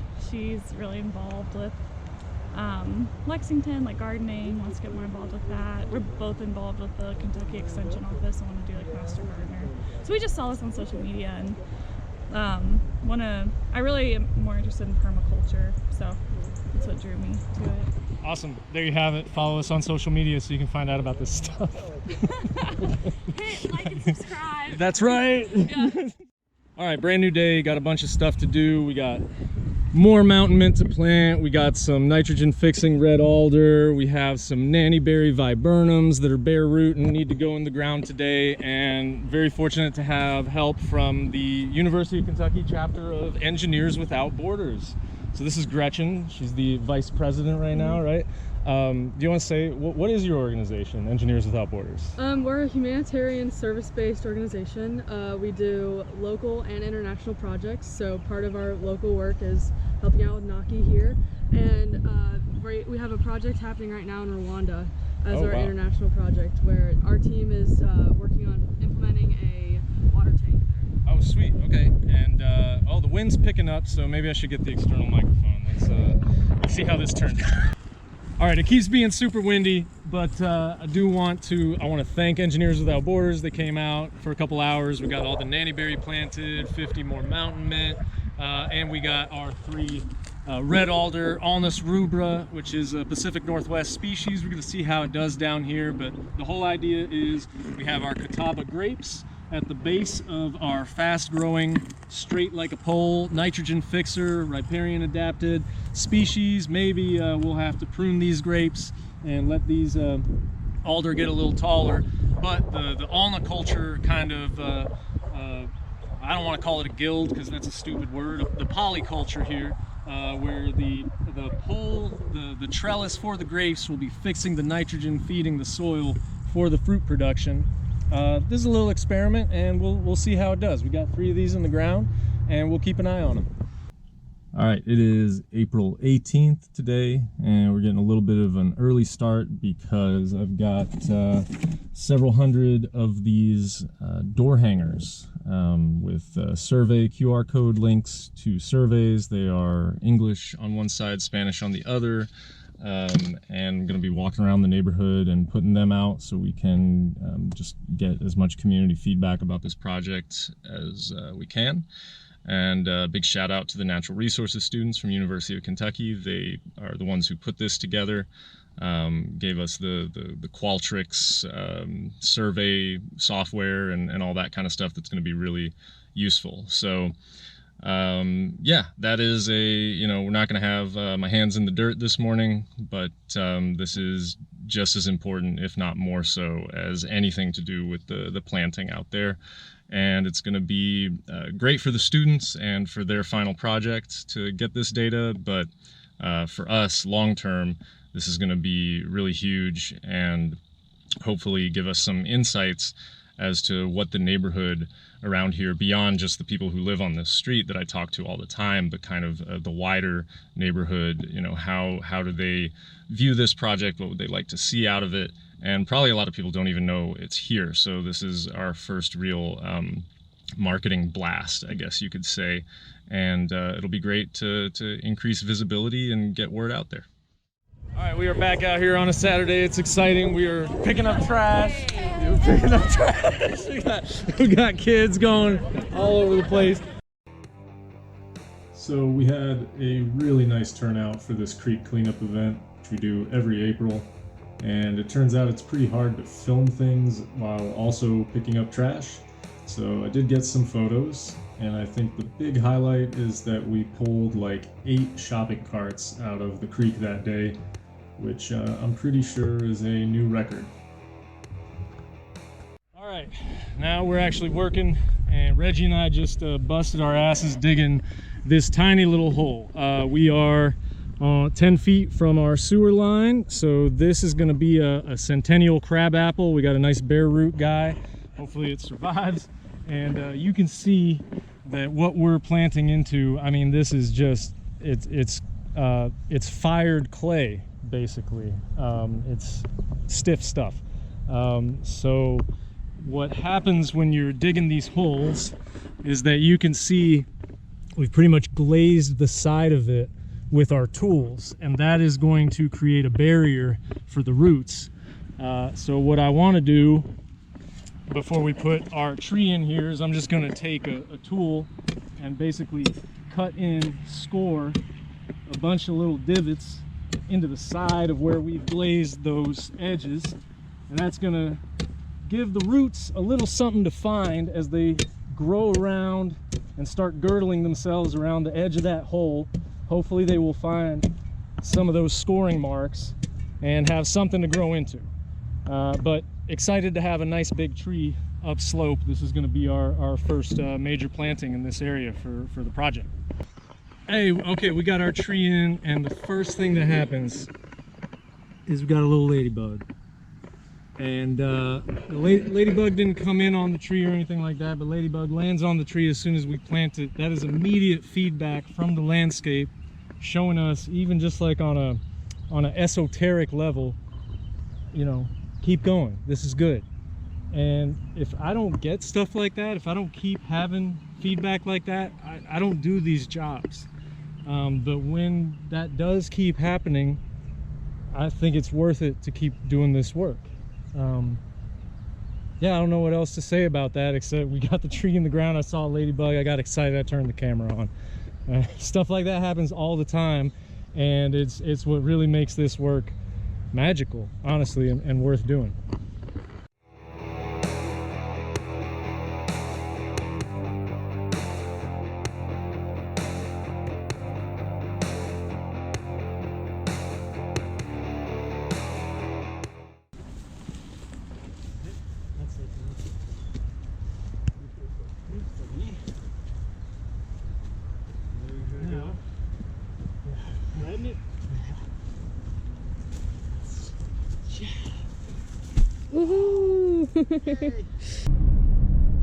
All right, it's a new day and we are headed out to the university's research farm. They're gonna let us borrow their walk-behind tractor, called a BCS tractor, and we're gonna use that to prep some research plots of our own at the food forest today.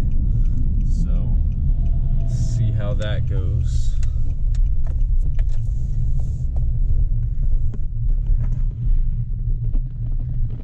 Research farm.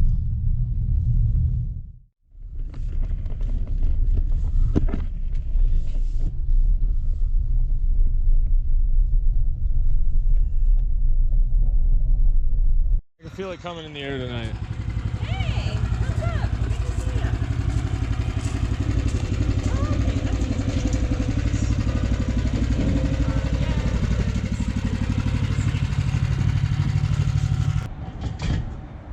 okay, And the reason we're getting this walk-behind tractor is because we are engaging in a citizen science project with the Land Institute.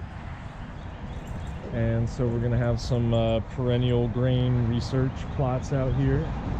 And for that we need to till. We need to till like we've never tilled before. So we haven't tilled anything. There's no tilling, so this is going to be we're breaking ground, literally.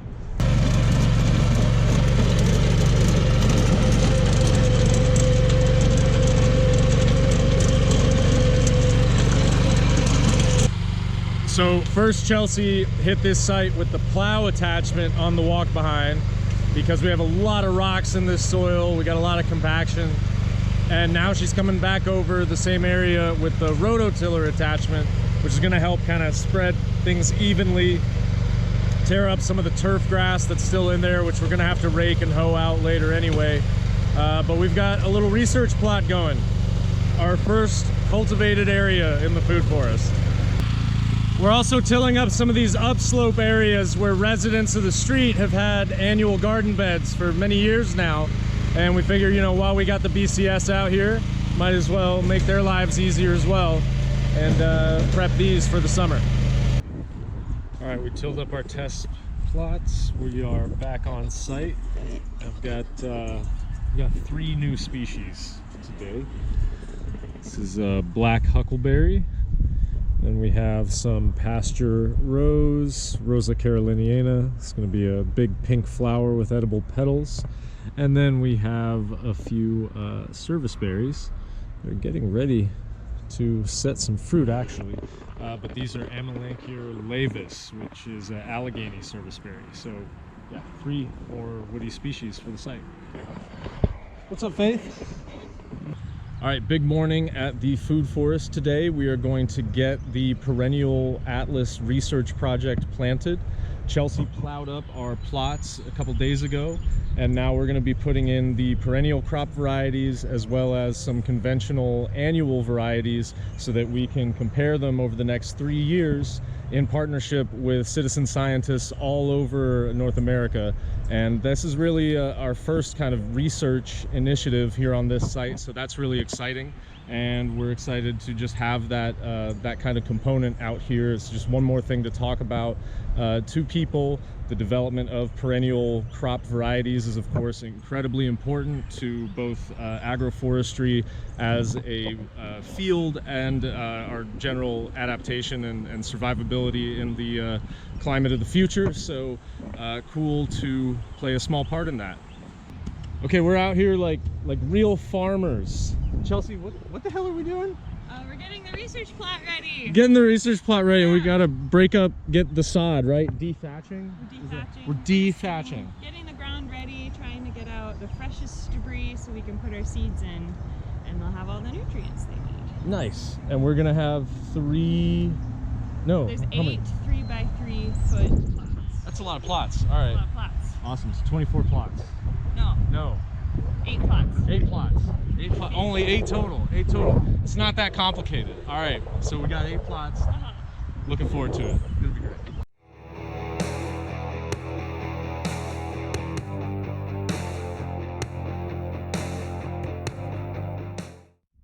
I think we're done. We did it. We did it. Yeah. Chelsea, what do we get planted today? You're watering some silphium.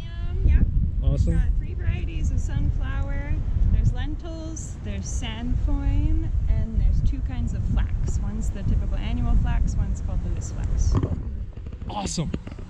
All right, it is April 29th. This is probably going to be our last work day in April out here.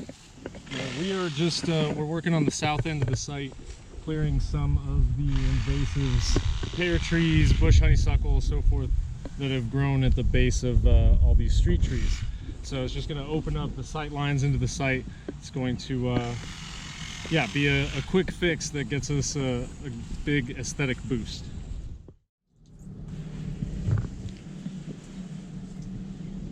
All right, it is now May. I just want to give you a little bit of a behind the scenes look. You can see we have got trees, dozens of trees, hundreds of herbaceous plugs, most of which are going out to the food forest. So May is very similar to April in that we are scrambling to get things done, except you know, even faster, I guess. So all right, so what we're putting in today, we have some threadleaf coreopsis, we got some swamp milkweed that came up on somehow, and we've got some more of these wood poppies that we need to get in the ground. And then we have a very special plant here. This is stinging nettle. If it looks a little different than stinging nettles you're used to, it's because this is the Gracilis variety, which is thought to be a little closer to kind of what's native in North America. And then we have cultivar elderberries. Actually, these are ranch elderberries, so they're going to be full sun, grow a little smaller, and produce heavy fruit. We've got another patch of thimbleberries that we want to get established on the south end of the site, and we've got 2 of these Pacific crab apples that I really don't know how they're going to do. But we're gonna give them a shot. They don't look like they're doing so hot already, but we're gonna give them a shot. And if we can get all this stuff in the ground today, that'll be pretty good. Okay, it is May 10th, and today's update is that we are digging holes, lots of holes.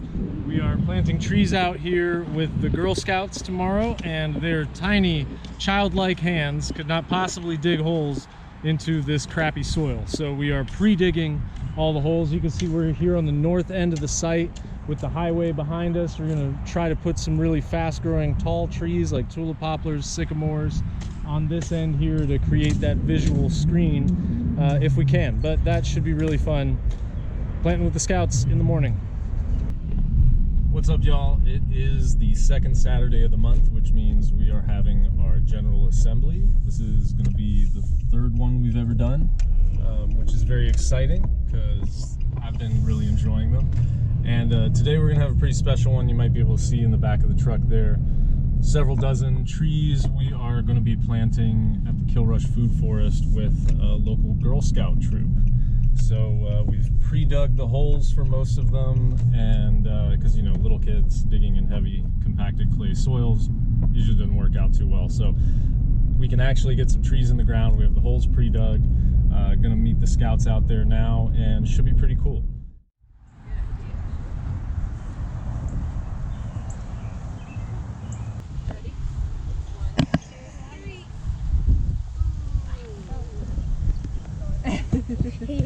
Good job. All right, we had a really good time planting with the Girl Scouts. I think we got 20-some trees in the ground, but there's still a lot more to do. So we're out here now. It's May 20th. I'm a little terrified at how quickly the month has gone by, but we have got a bunch of hazelnuts and elderberries that we're going to put into this kind of little grove right in here, and then we have some of our taller trees that are going to go way at the north end of the site to try and block out some of the highway noise and the views. And what else is there to say? We got a new guy, Alex. Alex has come by. Alex, you were a natural resources student. You did the capstone just now, and you decided to stick around and do a big fat internship, right? Right. All right. So yeah, it looks nice out here. Oh yeah, nice. Yeah, it's coming together. Just from the last month that I was out here, I mean, it's been a lot done. Yeah, right on. Well, this we're gonna torture you all throughout the summer doing hard manual labor. It's gonna be great. Yeah, awesome. We're gonna transform this place. So appreciate having Alex. Yeah. Good stuff. And then we also got my buddy Sable. Thanks for coming out, man. Yeah, we're gonna teach you about planting trees. It's gonna be awesome. Hell yeah. What, you got a little elderberry? I hope so. Is that what it is? Yeah, no, I think so. This is good. This is good. We got Hunter, as always, steady as a rock, putting in the next hazelnut there.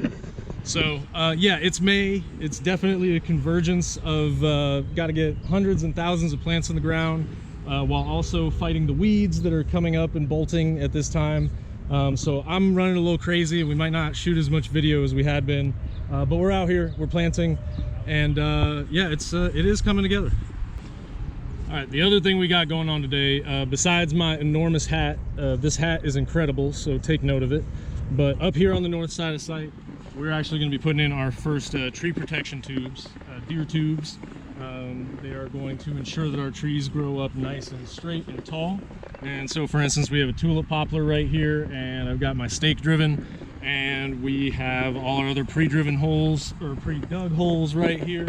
And we're going to try to block out that highway as much as we can. All right, probably you can see behind me there, we got our tree tubes set up, and the other exciting thing today is that we got a new species. This is Oregon grape, or Mahonia. We've got a couple of them, and you can see some of the little Oregon grapes starting to form. So one more species for the food forest. Mulberry brake. We got this little white mulberry hanging on here. You know, what was probably a silver maple stump, but it's delicious. Absolutely loaded. I think this might be first footage in this whole video where we're actually eating stuff in the food forest. So cheers to that. Dang, I love mulberries.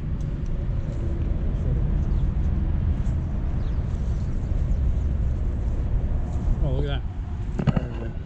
Every single one. Perfect. No, come here. All right, we are into the breakneck part of the season. It's May. We have to get all the plants in the ground as soon as possible.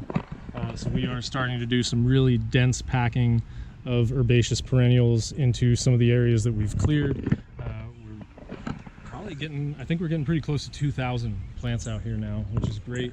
Mostly what we're working with today are 4 different species. We have purple coneflower, we have Bradbury's bee balm, which is kind of a lower growing Monarda, and what else we have? We have Anise hyssop, Agastache funiculum is one of my absolute favorite plants. We're going to just try to get at least a couple stands of it established. Again, all these plants are selected because they're going to seed themselves out very prolifically. They're going to hold space in here, and we can propagate from these populations in the future once we get them established. And then the fourth plant is Sochan, or cutleaf coneflower, Rudbeckia laciniata, which is kind of a foundational early spring green for native peoples in this region, and certainly for the food system that we're trying to put together out here. So yeah, it's May. We're just planting. We're planting.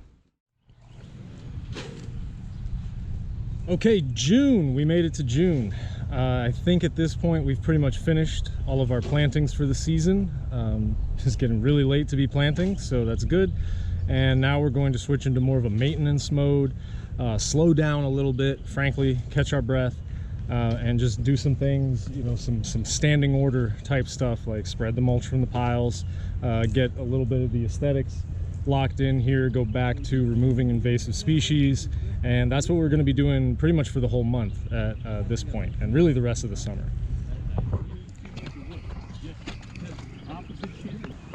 So an exciting moment here. We have our first oyster mushroom. Look at those gills. Beautiful. All right, we are having another general assembly out here. We got the homie Paul is helping us weed the NRES pollinator garden. We got some folks spreading mulch out here. We got a member of the Wild Ones Garden Club coming out pulling garlic mustard for us. We had a really nice tour with the Wild Ones just a couple days ago, like 2 hours out here talking plants and stuff. We tried to film it. We did film it, and the audio didn't take. So we have a 2-hour video with no audio. It's not useful to anyone. Kind of bummed about that because you know, we haven't really been talking about the plants in so much detail here in this video, but we'll try to eventually film some kind of tour out here for you guys. But in the meantime, this little patch is starting to look good. It's exciting to transition from planting mode to maintenance mode and catch up with all the weeds that had been going crazy. I do have a new tool out here I've been working with. This isn't sponsored or anything like that, but I guess it's called Grandpa's Weeder, and it's a stand-up weeder. So the idea is that you can kind of pull out something with a taproot, such as let's say this dandelion right here. Just gonna put it in the ground, step on it, and maybe pop it out. So the problem I've been having, and actually this is better than it's kind of been performing, but you can see the root is breaking off, right? So we're not necessarily getting the whole taproot, but that's actually, this one's pretty good. Most of them haven't been this good. So giving it a trial, going out through here, removing hundreds of dandelions out of here, and we're gonna see how they come back. That will, so yeah, pending review on this tool, how effective it really is. But I'm definitely feeling it on my back. It's super nice to not have to keep bending over to get these. So that part's good at least. So here's something kind of nice. Our black raspberry patch is putting on some fruit. So that's delightful. It's a little bit at a time, right? It's still a very tiny patch, but it's growing, it's doing nice things. We're helping it along. Some of our vegetative starts have taken up, so that's very exciting. And yeah, little by little we get into a situation out here where you know, every time we're working there's going to be a little something to snack on. Delightful. Forget if I filmed this already, but here's one of our goose plums, Prunus mansoniana, that we planted in the fall, and looks pretty dead, right? But actually you can see root systems are still alive. So that's why we always want to give some time.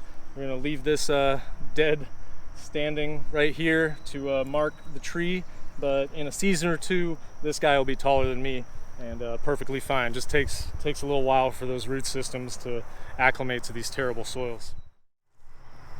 Okay, the other thing we're going to do is check on our perennial atlas research plots out here. Things are looking pretty good. Sunflowers are starting to get kind of tall. We did have really poor or no germination with the Lewis flax seeds. So Land Institute instructed us to try resowing with some cover. So I'm going to check under our cardboard here to see if we have any germination, and if not, I'm going to just water and cover up again. But let's see. You can see why I don't film everything I do. It's impossible to do with camera in one hand, but oh, we got a little bit, a little tiny bit. So awesome. We're gonna water these guys and let them start doing their thing. All right, good morning. It is late June. We have switched to working early mornings now because it's getting way too hot in the afternoons. We've got a whole crew of high school students working with me out here, which to be determined if that's gonna set us back or help us get more work done. If any of them actually work out, we'll get to meet them and all that. But right now, just processing brush, getting some of the aesthetics figured out on site here, and getting into a little bit of a different rhythm for the summer. Also, I think we are getting pretty close to having some liatris blooming in here. Now I want to go find you a good example. Stand by. Okay, here's a decent example liatris that we planted back in the fall as bulbs. Actually, no, was it the spring? I can't even remember. But we planted 240 of these, and we're just starting to see some blooms, so that's exciting. All right, so one exciting development today is we are finally starting to get our path cut through no man's land. So we got Alejandro and Alex there chopping away, and that's going to connect with the footpath, the two ends of our site, so it'll be another cool milestone. All right, it is 12 noon. I think the heat index is up in the 90s somewhere. I'm soaked with sweat. We're done for the day. Now in the summer, this is just going to be our work schedule, working from like 7 in the morning to noon. It's going to be the best for our high schoolers. But as you can see here, we got quite a bit of progress with our path cutting through no man's land. This is the area that we really haven't worked on too much so far. So this is going to give us our access, and we're going to spend most of the summer, I think, really working in here, clearing this out. I'll have some shade cover, so that'll be nice. And we just have a little further to go. The pear tree is just past all this hemlock and stuff, and Johnson grass and all this other stuff we got to get rid of. But then we will have actually connected up the woodland portions of the north and south ends of the site, so that's pretty cool. But yeah, for right now, I'm just really enjoying having a foot trail through this section of the food forest for the first time. Progress. Okay, we have done pretty good on our trail through no man's land here. It's really nice to work in the shade.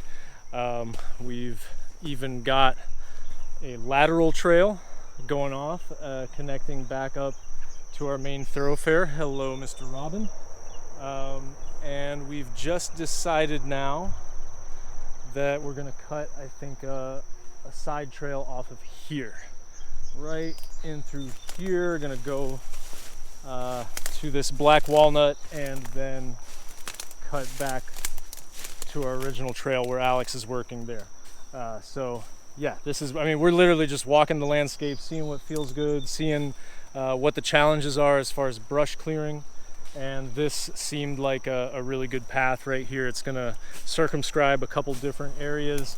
We have a nice white ash that we're gonna try to keep, see how long it survives.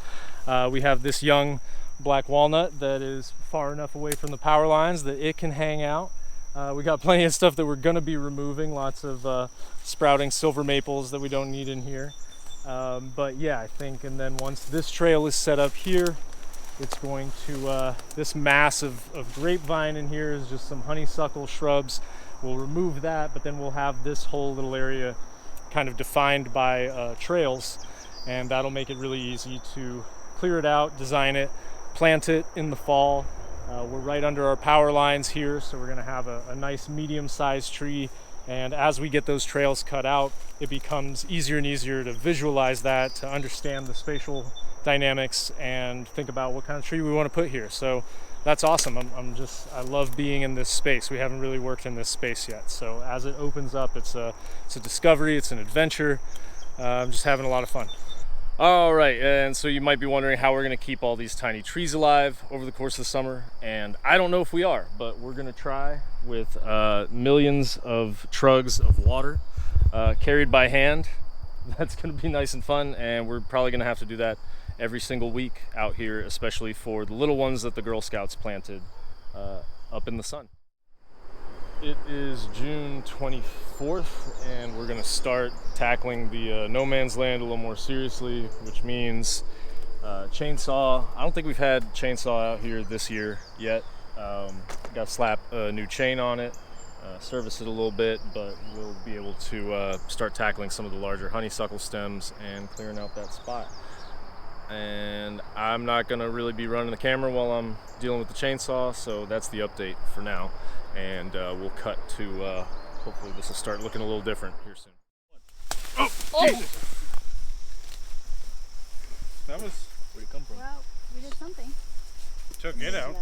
Okay, it is now the afternoon, but I am running back out to the job site because the city just called and said that they have some more big logs for us, which, you know, I cannot resist. So I'm gonna go help with the placement out there.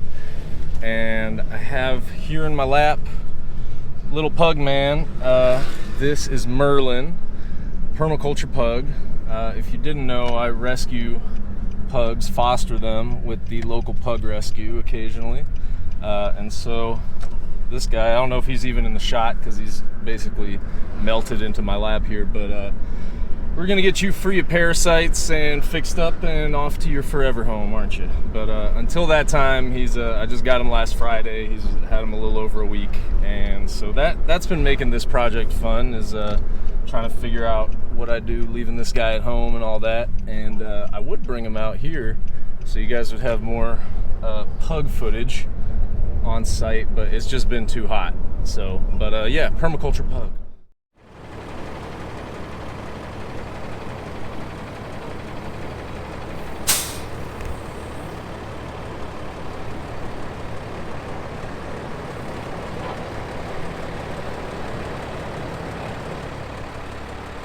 So what Connor's laying out here is the southern edge of kind of like our soccer field, or this play lawn that's going to remain in mow kind of permanently. And we have a conduit, buried conduit, coming from that power pole to the street light behind me. So we can't plant trees right in here. Yeah, these logs are going to form a nice border for us here. I love big logs. All right, Reggie and I are out here walking the dog. He just said some shit that was, that I said, can I get that on camera? So go. Well, what'd you say, Reggie? What was Wait a minute. We'll have to redo that. Okay, hold on. We're composing ourselves. Okay. So what was it? What was the thought that you shared here? No, the thought was that instead of this big area that you didn't know what to do with, we'll have spaces out here that can be used for recreation, where people can get together and not feel like they've got to be in, I don't know, however long this space was, that made you feel like you were just out in the middle of nowhere. This is a little more conducive to just, I don't know, coming out, hanging together, being together. Hell yeah. I like it. Yeah, that's what it's all about. All right, we got a good crew working today. We got Omar, new guy, joined us, lives in the neighborhood here. So always nice to have more folks showing up for that. Got Alejandro and Shreya here, are working their way down to the creek. And in another day or two, we might actually be through some of this honeysuckle. And then we got Emerson. Emerson brought a fucking machete. And so we've sicked him on this tropical looking area. We got a ton of Johnson grass and poison hemlock and stuff. So how's the machete working out for that stuff? All right, well, a lot better than anything else. That's kind of the standard around here. We just make do with what we got. So little by little, we're starting to see it looks like a war zone in here. but some transformation. We are. Talk about that a little bit. Man, it looks like we are in Have you been to Vietnam? No, but I've seen enough movies to know. Fair enough. Well, most of the plants we're killing are in fact from Asia, so Really? that wouldn't surprise. I think Johnson grass over there is I want to say it's from Africa, maybe. So yeah, either way, stuff that looks too big and crazy to be growing around here, and it's really nice to be opening it up. And we have our mimosa tree. So this mimosa has been here for well, a long time, and we've been looking at it for years, wondering when we were finally going to get a chance to kill it, and we are working our way to it right now. The other thing, since this turned out to be a longer video than I expected, come over here and point out that we found another oak tree that was hanging out. Now, I want to say this is a chinkapin oak. I can't quite tell for sure if there are glands at the underside of those lobes, but it's unlikely that it's a white oak, but it'd be beautiful if it is a white oak. It is definitely too close to the power lines, but we're going to try to keep it because it's a freaking oak tree. So between this oak and this white ash, I'm gonna take out this white ash, pick the oak, and then coming through here, I think we talked about a little before that we're gonna keep one of these black walnuts, get rid of this silver maple, and then over here, this white ash, we will keep. Now, will it get killed by the emerald ash borer? Great question. Probably. I think maybe it already has at least once, or it's been cut down at least once. You can see it's sprouting right from the stump. So we're gonna have to cut out one of these codominant leads, and but I think it's worth having the white ash here. It's pretty big already, and I have seen some of them actually stand up to the borer, so it's worth seeing if that genetic diversity, you know, if we hit the jackpot with that. Since we're just going to continue filming here, I want to talk about this little aspect that sort of just happened accidentally as we were cutting this trail around here, right? We have our white ash, and the trail just kind of naturally goes around it. And what you're seeing here is kind of a great example of a landscape design principle that has to do with cognitive mapping and sort of the way the human brain works, and that we evolved to really want to know what's around that corner, and we kind of get a dopamine hit. We our brain rewards us when what's around the corner is what we expected to be there. So you see this kind of trick used in places like Disneyland a lot, where they have these curvilinear paths that kind of draw you in, and of course they're drawing you in to go spend money somewhere, but this is going to draw people in to the food forest. They're going to say, oh, what's around that white ash? So that's a really cool experiential moment that has just sort of emerged from our work out here as we're laying out the paths and stuff. So I'm really happy about that. I'm really happy to just be in this part of the site, because we have not really worked in here, obviously, so it's really cool to be discovering it. And Alex is here too. We should mention Alex. He's out there somewhere in a white shirt spreading mulch, so thank you, Alex, for your work. The other big exciting thing we got going on today is there are a pair of serviceberry trees in another park here in town that are going to get killed by construction. So the city is going to try to transplant them over here into these terrible soils in late June. How you doing? And so we're going to dig holes. Have you hit bedrock yet? Not bedrock, no. But close enough. Really kind of rough.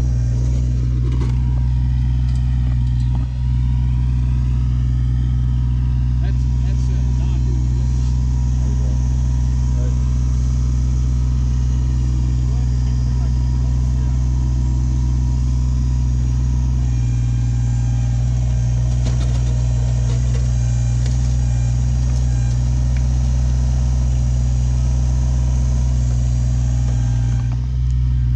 basically gravel. That first site we picked, the soil is so bad. We're gonna try to find another site.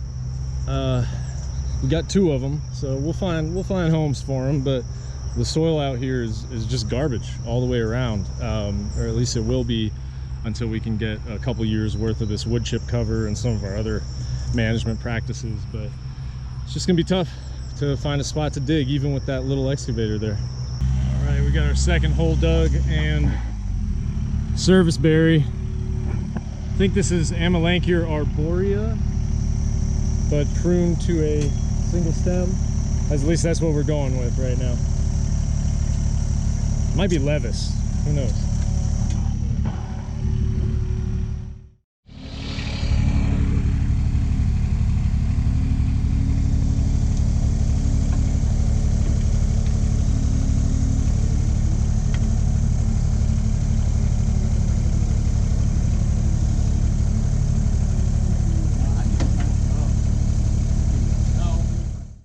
Okay, we got our big trees in here, and they actually could not dig the hole deep enough in this soil. So you'll see the trees kind of standing proud, and it's got a whole crap ton of mulch around it.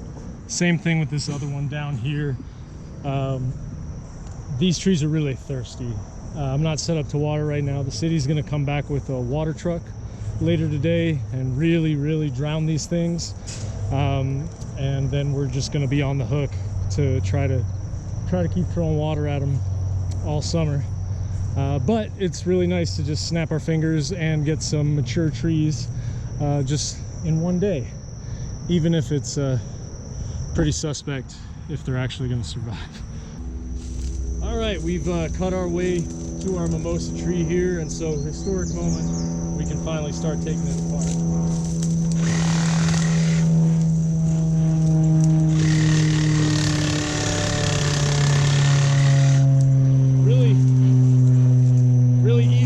To cut through, nitrogen fixing tree, fast growing. So in some respects we might even want this here, like if we were, I don't know, gonna have a silvopasture and we wanted this for forage or something. But this is kind of a nightmare invasive tree. We don't want a million of them everywhere, so this would be nice to not see those fine threaded little leaflets anymore. Okay, it does pretty much look like a war zone out here. So I want to give you a nice pan of the whole area that we've been clearing out. We had not been able to see through this for a couple of years now, at least since we started this project. So it's really cool to open this up. We have, you know, here and there some trees that we want to take care of. So we have like this little black cherry. Had a surprise sycamore over there. Got lots of white ash. We're taking out pretty much all the white ash because it's not, you know, it's not going to survive out here. Plus, it's under the power lines. But we are keeping that nice big one right there. Another black cherry.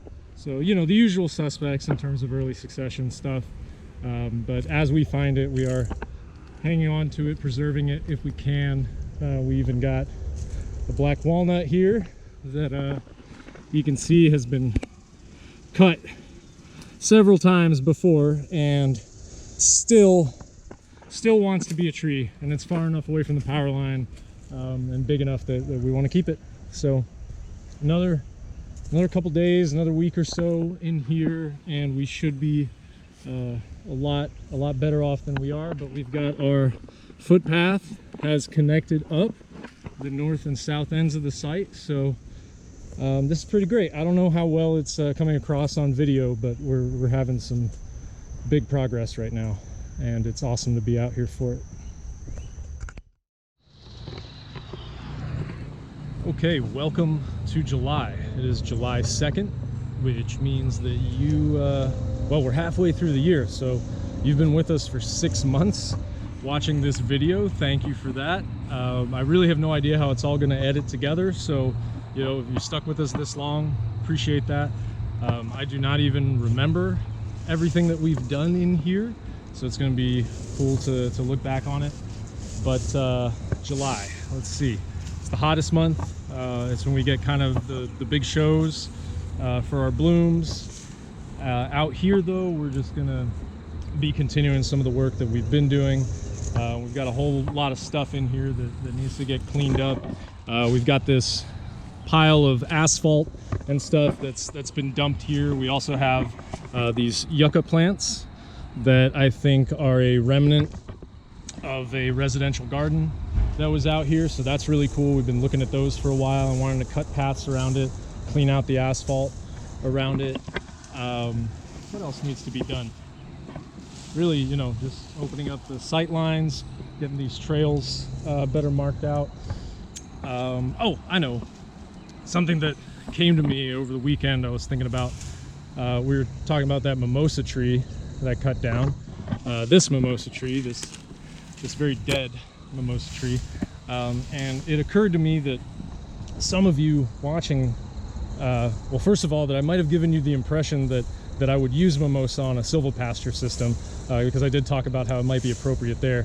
And, you know, unless you already had it blanketing your property and you had some grazing animals that could help manage it that way, to set up like a coppice system, that's really the only time I would advise a client to use mimosa in North America. You know, it's just terribly invasive out here. And gosh, there's so much discourse around that.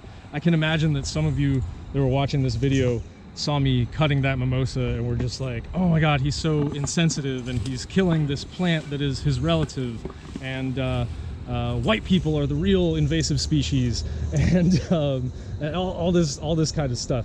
And gosh, I'm not even going to engage with that discourse because it's so absurd on so many levels, and so disrespectful of people who are actually out doing land management work. I think that kind of rhetorical nonsense is great if your parents are letting you build a food forest in their backyard or whatever. But God, I sound so arrogant right now. I hate that, but you know, it's absurd to me that there are people in the permaculture community or whatever who use identity politics to make rhetorical points that make no sense, because you're trying to defend invasive plants for the help that they bring to diversity. It doesn't make sense to me. So that's whatever. I've been rambling about that. But for whatever reason, it came to me over the weekend that some of you would probably be horrified by that little mimosa scene. There's plenty to talk about with that. You know, there's different phases that a project goes through. There's different energies, masculine, feminine, that need to be deployed on a landscape. And it's a different kind of energy that comes in here and raises the ground. We have to remember that there is a creative essence embedded in the destructive act, especially at this point in the ecological cycle, where we see all these earth changes, where we see the senile decline of our civilization, the terminal sort of decline of American society, all these kinds of things. You can't just have a food forest, right? Because something is already here. Just like you can't make a space more diverse by snapping your fingers, because something is already here. So you need a certain kind of energy to come in and honestly open up space. And so that's what we're doing right now. In a different phase of the project, there would be a more nurturing, more feminine kind of impulse that would be more about kind of the long-term care of the plants and building relationships with them. And I'm not saying that is absent from the work that we're doing right now, but simply I want to acknowledge that, so that if you're looking at what we're doing and you're just like, God, they're just raising the land and destroying everything, it's like, yeah, we are, and that's part of the process. It's part of the natural cycle here that we are bringing into this landscape in our relationship to it. You know, it's not just always nurturing. Sometimes we kill things too. We make those management decisions, and we have to be comfortable with that and ready to make those hard decisions, because frankly, if we can't handle the whatever the ins and outs, the difficulties, the moral gray areas of making a food forest, we are very unprepared for the trials and tribulations of the future, because there are much more difficult decisions on the horizon than just oh, do I kill this tree or not? Okay, that's my rant. Sorry about that. Alex, what do you got there? Trying to cut this fence out. This night. So we discovered where the old sanitary sewer line used to run through. We replaced the manhole cover, although I think this is full of dirt right now, so I don't think it's actually a hazard. But we do have a bunch of more artifacts from the backyard days. And what? So the chain link is right up in the It's like in the underneath concrete. the concrete, yeah. Everything's a project.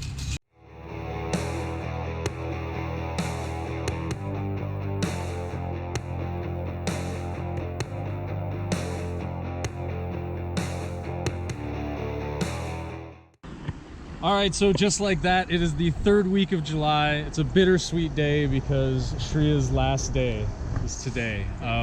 Yeah, so thank you for your work this summer.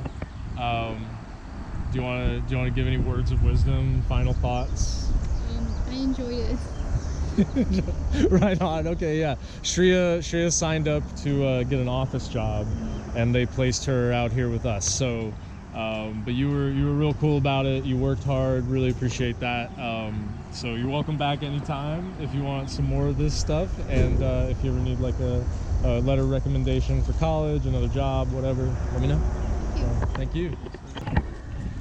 Let me get out of your picture. No, you can be in the picture. Fine, man. You know, It's man, Reggie. I'm It's Reggie, man. I'm not trying to, take over anything. Okay, no, but look, the big milestone today, we finally got the NRES pollinator garden weeded, mulched, watered, possibly for the first time since it was planted back in April or whatever. Oops, but that's how it goes. But it's looking really good. A lot of stuff is drought stressed right now. It's July. This is what it is. This is, the coldest summer we'll have for the rest of our lives, maybe. So we're just trying to keep this stuff alive. If we keep this stuff alive, then we've got a seed source to propagate out from in years to come. So it's all about that. But this has been looking really nasty for a couple months now, so I'm excited to get it to where it actually looks intentional. Looks like a garden. Even though we're not going to be doing hardcore maintenance on everything out here because the scale would be impossible for that. This little spot here will be pretty nice. So I'm going home. I'm tired. Oh, good morning, everyone. I'm trying to find Heather. Heather, what's up? This is Heather. She is the director of our conservation district here in Fayette County. And what are you doing, Heather? In water like a caveman. Hell yeah. Dude, this is our primitive watering system. Thank you so much for that. Heather's out here helping us out as a volunteer, and also the Conservation Board recently voted to make Geomancer an official community partner. So we're feeling really awesome about that. And oh man, there's like cool plants everywhere. Anyway, so thank you, Heather. Yeah. And the best thing about Heather, it's not the best thing about Heather, but we're gonna be celebrating today because she brought vegan donuts. And yeah, Geomancer's a vegan company. I'm vegan. You can die mad about it, but these look delicious. Vegan donuts because it's actually our last day with the summer youth job training folks. So guys, thank you for coming out. It's been a good summer, at least for me. Hopefully you got something out of it too. But Alejandro, last day, words of wisdom. NFTs are scams. Don't invest in them. Invest in currency. Cryptocurrency, my bad. All right, no, we gotta cut you off there, dude. You can't. Cryptocurrency? Cryptocurrency, Alejandro? And also worship the crab gods. All right. All right, I don't know about the cryptocurrency, but the worshiping the crab gods, we can work with that. Emerson. Praise Godzilla. Praise Godzilla. What? Yeah. Last day. Words of wisdom. It's better to be late than never. Like two people who aren't here. Oh damn! Wait, oh damn! Okay, all right. No, poor Kaysen. Yeah, we're missing one guy. Shreya's last day was yesterday, but it's been good. We've had these guys for 6 weeks. We've done a lot of work through here, spread a lot of mulch, and done some good work at another site too. So it is exhausting working with high schoolers all the time who need all these hours. So we'll see if we do this again next year, but shout out to Lexington Fayette Urban County Government, Partners for Youth, for hooking us up with some student youth workers this summer. It's been a good time. All right, our missing guy showed up. Cason's here. There are donuts out there. Emerson already put you on blast for being late, so you know, but hey, that's, you know, it is what it is. But last day, so we're doing words of wisdom. Any words of wisdom? Don't be late. Yo, you heard it here first, folks. Honestly, it's not a bad one to leave on. Not a bad one to leave on.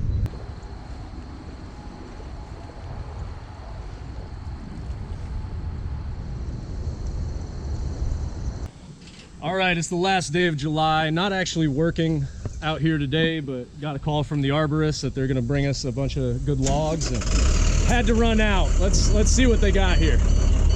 Pretty full load. Oh yeah, yeah, that's good stuff. So we're gonna continue out here. We're lining out what's gonna be kind of a permanent, at least for the foreseeable future, a play field that'll stay in mow. So these logs, they're just gonna place them and line it out, and we'll find out where our footpaths need to be later. We can mess with that later. I love log day. It's like one of my favorite things of being out here is seeing these big architectural elements be added to the site. Is really what helps over time transform this greenway and start giving an idea of what it's going to look like as a food forest. All right, I'm turning the camera back on because I just want to show you. Look at this log. Look at this thing. That is beautiful. It's all gnarly. It's interesting. It's just so good to have this stuff out here. All right, good morning. It is August 1st. So we made it to August. All the high schoolers are gone.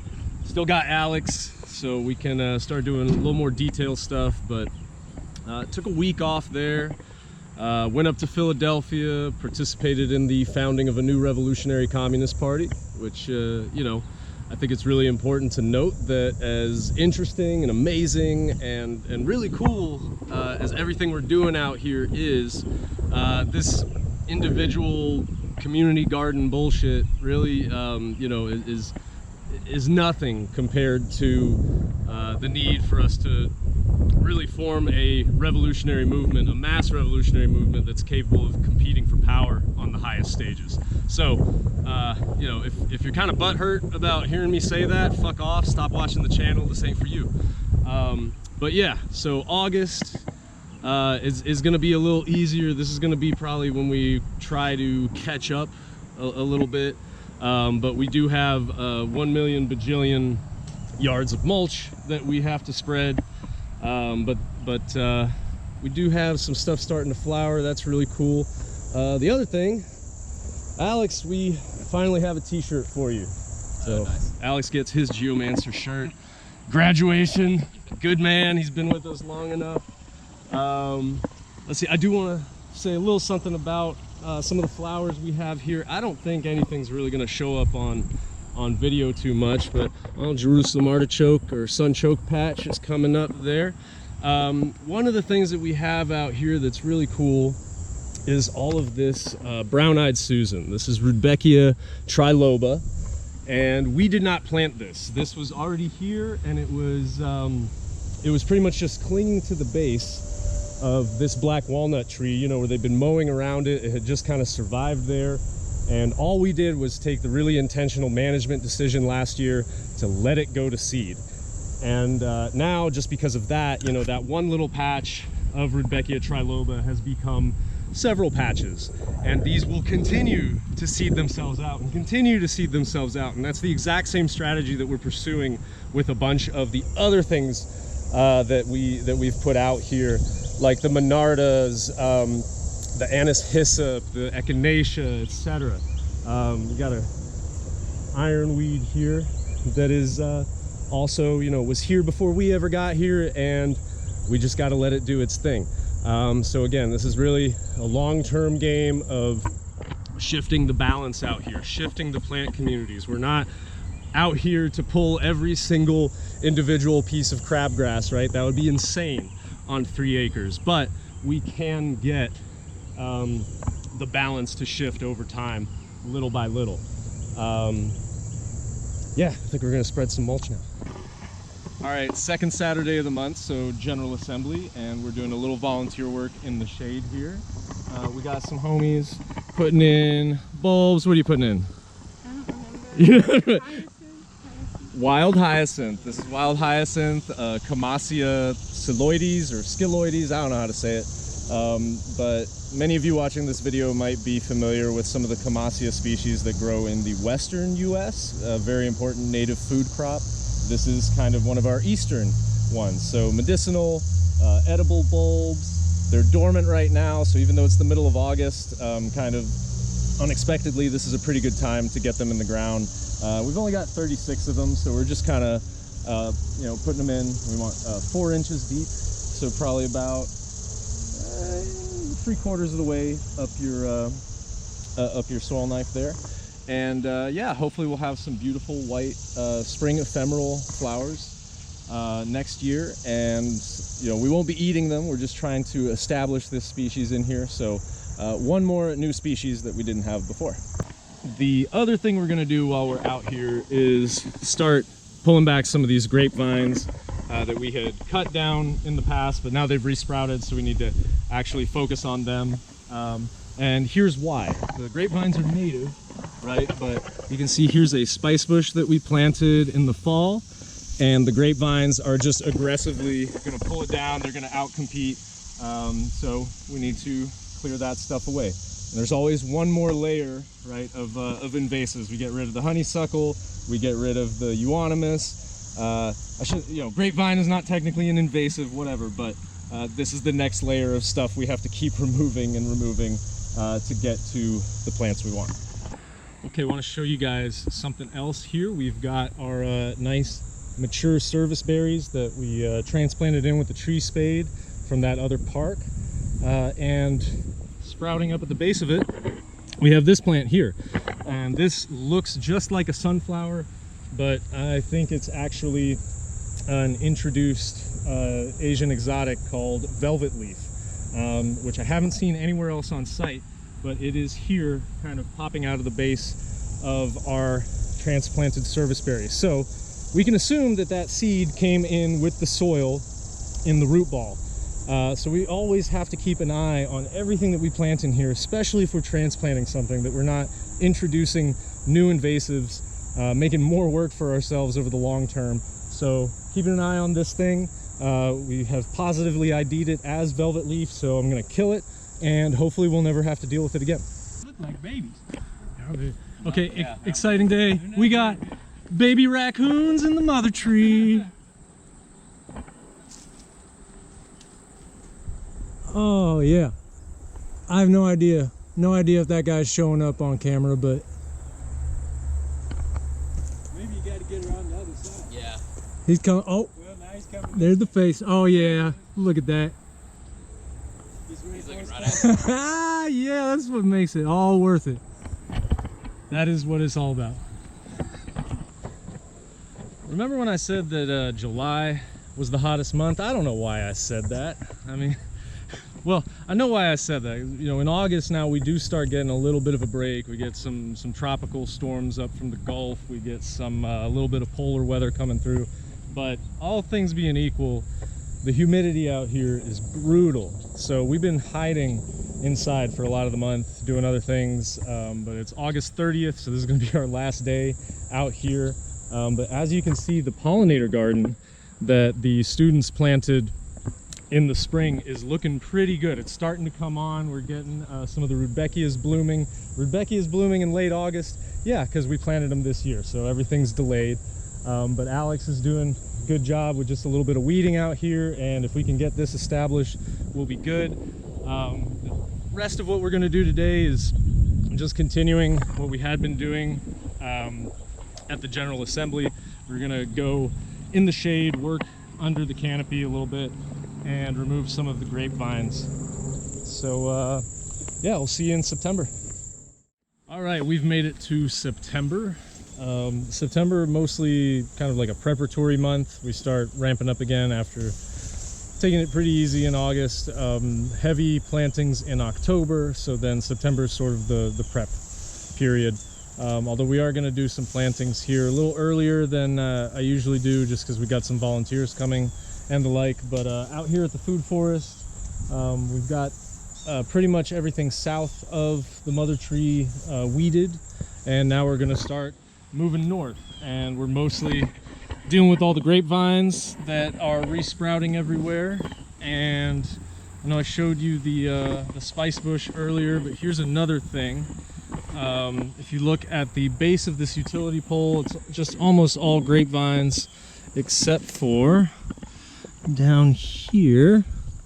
There's a little legume hanging out. I don't know if you can see that, this little trifoliate leaf right there. This is a Phaseolus polystachios, perennial kidney bean, perennial Phaseolus bean, and we have 3 of them planted in here that we're going to kind of try to create a trellis with the utility pole and some hackberries that we cut down. But they are not going to get to be perennial beans if they get smothered by grapevines. So we got to clear out this area in here. There's a couple other things that we planted that we got to clear out. But things are looking pretty good. Let me rush over real quick. This is sort of the view that's opening up of the food forest now. Yeah, this is just, in my mind, this is just starting to look like something. It's just starting to feel like something. And that's really exciting. All right, so this should be a fun day. I don't know if you can see in the back of my truck there, I've got just about everything loaded up. We should have several members of University of Kentucky Engineers Without Borders is going to be back out for the second time this year, and I think some members of the Horticulture Club are tagging along as well. So between that, we should have several hands, and I'm excited to see what we can get done. And oh yeah, I guess that's the other thing about September is, you know, school is back in session, specifically the local universities. So we have tours, we have volunteers, we have some of that kind of stuff that we don't really have access to over the summer. Starts picking back up now. And yeah, we try to get as much volunteer labor, intern labor, and so forth as we can out of these big institutions. All right, we got a pretty good turnout from Engineers Without Borders, fine folks that you can see behind me there. So we got a few groups of them. There's a couple people who are planting out some 9-bark Physocarpus that we haven't had on site here, great pollinator magnet. And then up here we started to put in some red mulberries. Got to have tree protection on those. The groundhogs absolutely love them. And we've also had a really pretty successful day for finding cool bones and stuff. So always a great success with that. Oh, we got the whole band together here. So. No, do you want to say anything about Engineers Without Borders or anything like that? No, put you on the spot. Like what about Engineers Without Borders? You guys are University of Kentucky chapter. This is your second time out here. So been a big help to the food forest. We did herbaceous plantings with you guys in the spring, and we did a bunch of trees just now. So thank you. I'm glad you guys come out. I hope you keep messing around with this site. So appreciate all of you. It's a big turnout. All right, we are wrapping up another general assembly out here. Got some more plants in the ground. Mostly like 6 more aronia, black chokeberry, and what else? Some hydrangeas, hydrangea arborescens, especially along the creek for some bank stabilization, but we'll also have some cut flower value. So that's a new species for us out here. And we got Lee. Good to see you, Lee. Yeah, it is now. And yeah, we got this guy mulched and watered. Just one more, and we'll be wrapped up. So. Oh, and couple days ago, the city brought out more logs. So we've actually got our first playfield totally lined out here. Unfortunately, I couldn't be here when they dropped them, so there are a couple here that we want to roll out and kind of reposition. We'll do that later. It'll be very exciting. But this is, you know, from a big picture kind of angle, this is awesome to see this frame kind of established out here. Yeah, what else do I want to say? A lot of cool stuff is blooming. We actually have some New England aster that I threw the seed out last year, and I hadn't seen any, but there is actually a clump of it right on the creek bank, so that's really exciting. I guess a couple things that I didn't talk about last time when Engineers Without Borders were out here, but it is really early to be planting. These trees that we put in, all these red mulberries, are going to be stressed. It's hot, it's dry, so we are kind of stuck footing the bill to water them. You know, like I said, just put them in the ground earlier than we usually would. Usually we'd be planting in October, but we had some access to some good volunteer labor, so what the heck, we'll see how they do.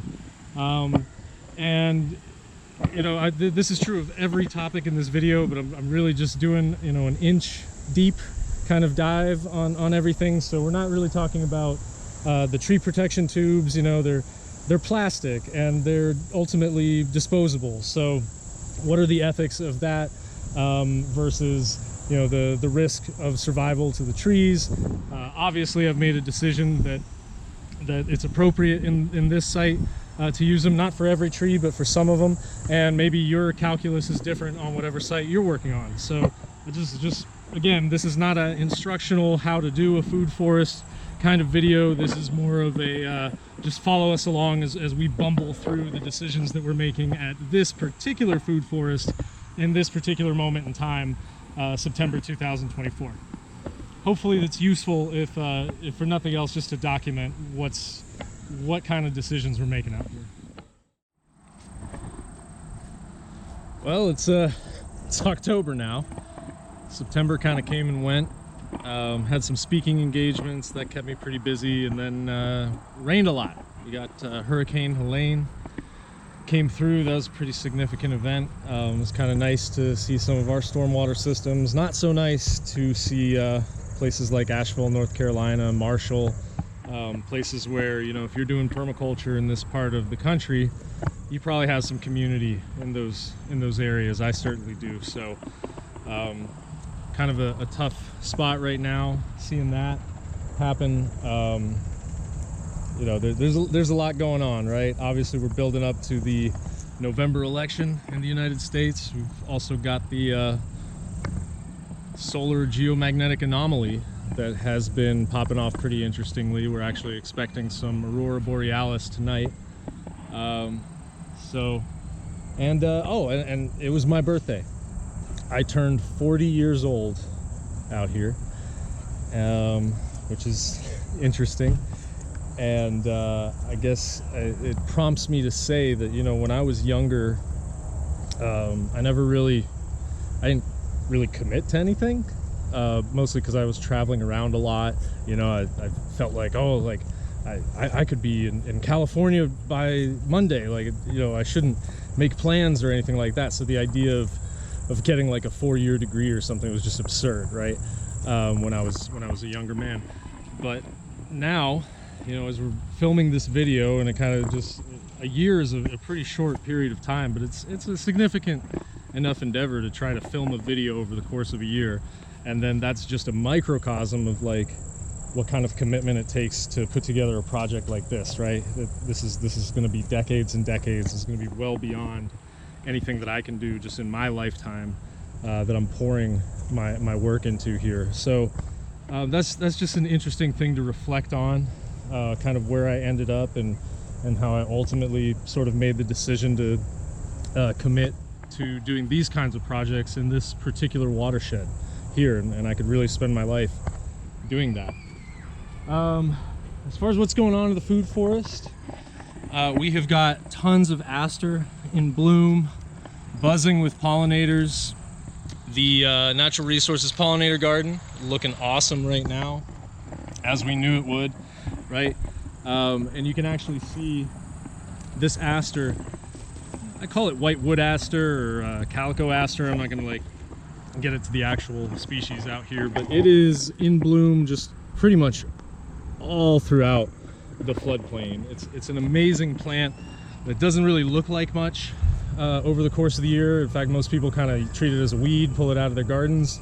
But here we are in the first half of October, and we have these really beautiful white blooms, and we still have, you know, fritillary butterflies and all kinds of smaller pollinators, a lot of flies, and even still some bees and things that are out here right now using that. So that's pretty awesome. The other thing is we finished up our mulch pile in the center of the site, and then because there was no mulch pile there to signal that that was a dump site, we kept getting dumps on the south and north ends of the site. So we ended up having too much mulch on the either end of the site and none here in the middle.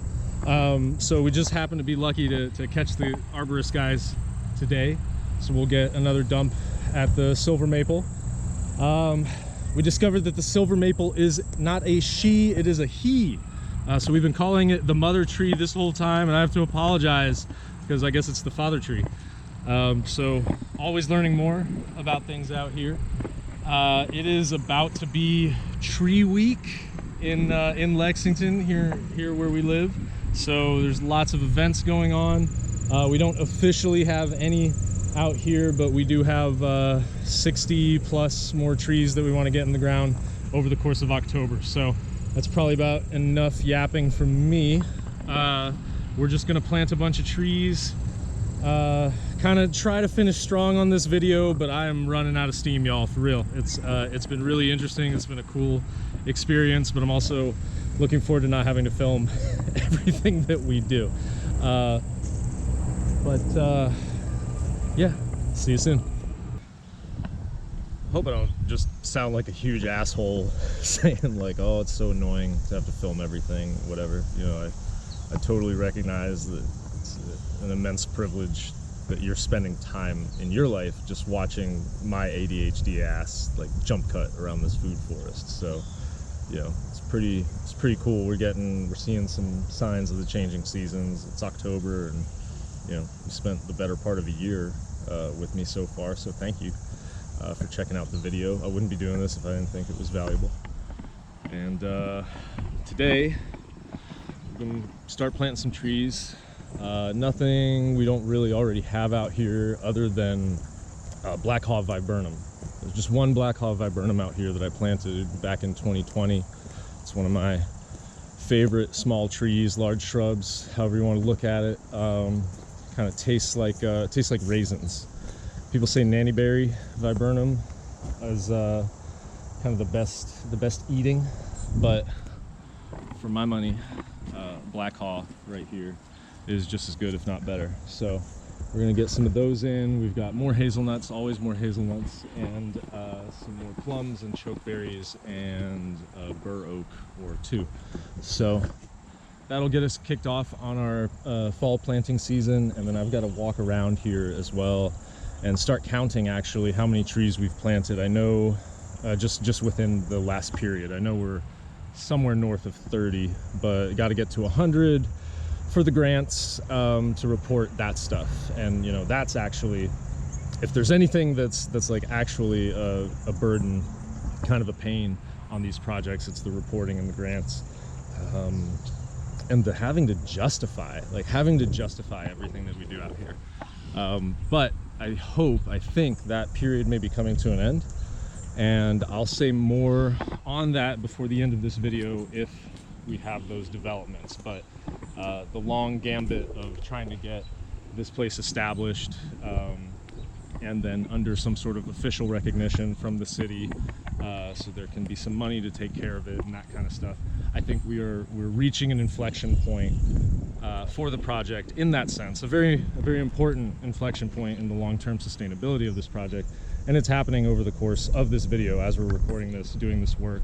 So 2024, really pivotal year for the food forest here, and it's cool that you get to follow along on some account. So again, thanks for watching. I'm gonna start digging holes.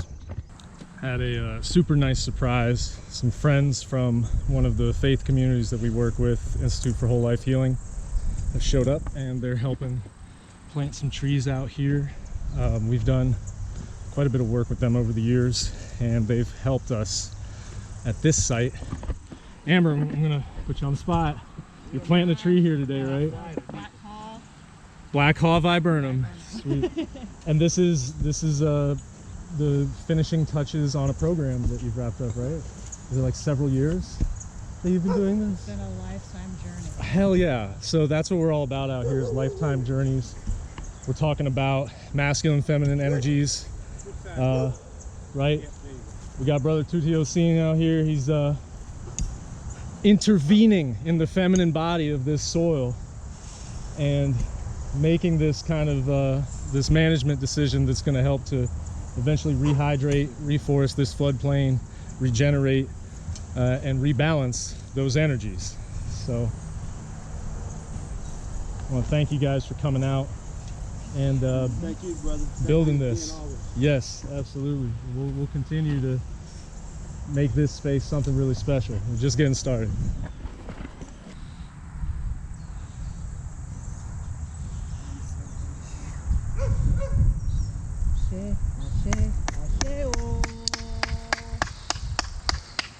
Queen Mother, we gotta get you just to say, this is Queen Mother Oshunike. Has been a huge help, huge supporter of Geomancer for a while now, and you came out here in May you were here for our first General Assembly and facilitated some ceremony here on the site. Absolutely, absolutely. It was such an honor. Well, yeah, no, so it's an honor to have you. So we didn't film at that time. It was kind of an intimate setting, but wanted to just you know, shout out the Institute for Whole Life Healing and your work, Queen Mother, and thank you for doing this. Thank you, Naki, and thank you for doing this, because this land needs all of our energy to restore, rejuvenate, and replenish. And however we can be of support, we will be of support. We're here. Come on, everybody. Ashe. Ashe. Come on, everybody. Hey. Yes. Thank you. All right. Thank you. Thank you. Beautiful day, y'all. All right, nice little evening at the food forest. It's actually starting to get a little chilly. And we had a tour out here with a bunch of Transylvania University students and faculty. That went really well. And 3 of the students stuck around afterwards to help plant some trees. So that's pretty awesome. Getting a black aronia in the ground there using the heel walk method. So we just got 3 more in the ground. I think we're gonna get 3 more in and call it a day. But it's beautiful out here. It's nice to be working in the afternoons again. And oh, one more thing. So we were walking through here with the students. I noticed these guys. This is purple gilled Lacaria. You can see how it gets that name. And this is a native edible mushroom that we hadn't noticed on site before, but here it is. Hopefully it will spread and be happy in the seasons to come. And yeah, it's just awesome watching a food forest, you know, develop before our eyes.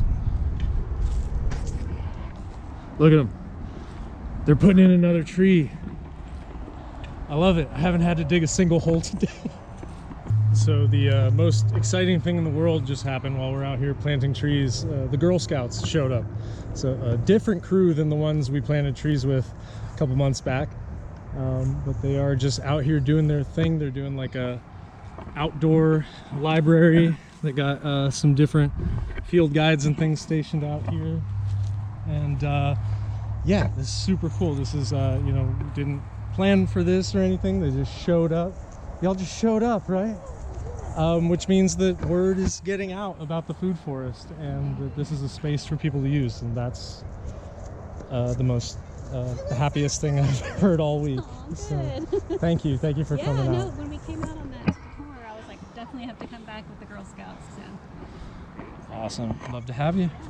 I was thinking about having them hike from the, you know, and I was like, Cross the river, yeah. These kids, they're maybe in the spring. Close. Maybe in the spring. Yeah, no exaggeration. This is like just the best day ever. You know, we're seeing the food forest being what it's supposed to be, you know, the space for people to gather. It's achieving its final form before our very eyes, and I can't really express how much joy that brings me. So yeah, this is a really good day.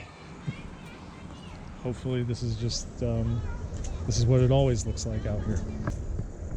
All right, so it's a beautiful morning in the food forest in spite of the rush hour traffic on the highway behind me there, but I have brought out a little over 30, 32, 34, something like that, trees and shrubs, 28 trees and like 6 shrubs, something like that. We've got a bunch of black chokeberry that we've been planting out here, and even though it's quite small right now, I have so much of it that I think I'm going to start using it to kind of line out where the paths are going to be in the future, and then we'll come back and, you know, when we're not planting, November, late November, December, we'll kind of start mulching those paths so the, you know, the chokeberries won't be out by themselves for very long. But that's the plan for today, is to get as many of these in the ground as possible. It's 9:50 or something like that right now. Hopefully I'll have some help showing up around 10, and we'll see how we do. Oh yeah, and I'm hoping that this will be our final season of like mass plantings after today especially, but after this month we will probably be done with some of the foundational things like spicebush and hazelnut. Not forever, right, but at least for the period right now we'll kind of have that locked in, and then in the future we can spend more time kind of focusing on individual cultivars or whatever, you know, some expensive larger trees that we want to plant. So that's kind of the plan right now, but I'm feeling pretty good about if we get these in the ground. You know, we've already, you can kind of see right behind me here how the upslope area is starting to transform. I know I've probably mentioned it before because it's just amazing to see as it happens. I'm excited to get more of it done, and check in with you here in a second. All right, so glorious morning. Hunter's back. Hunter, say hi. We got.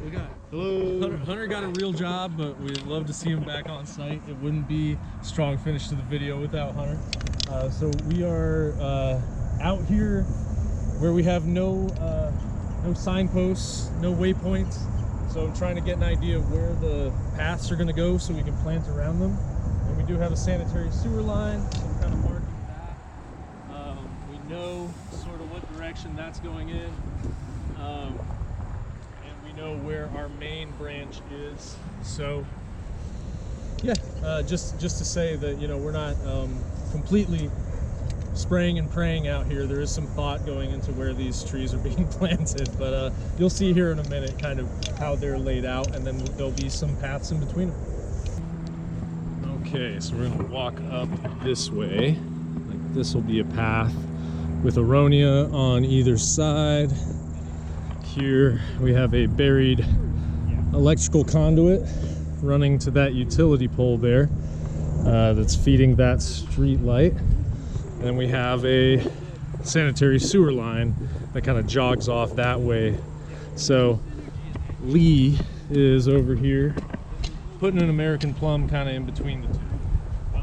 And it should be a beautiful little entryway tree for the food forest here. Just far enough from the sidewalk that it won't encroach on that, in between the buried utilities, and kind of a nice indicator of this pathway will come in right through here. So we'll again use the sanitary sewer branch as our walking path and plant on either side of it.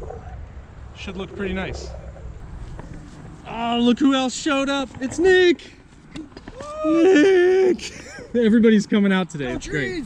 That's right. It is tree week, I guess.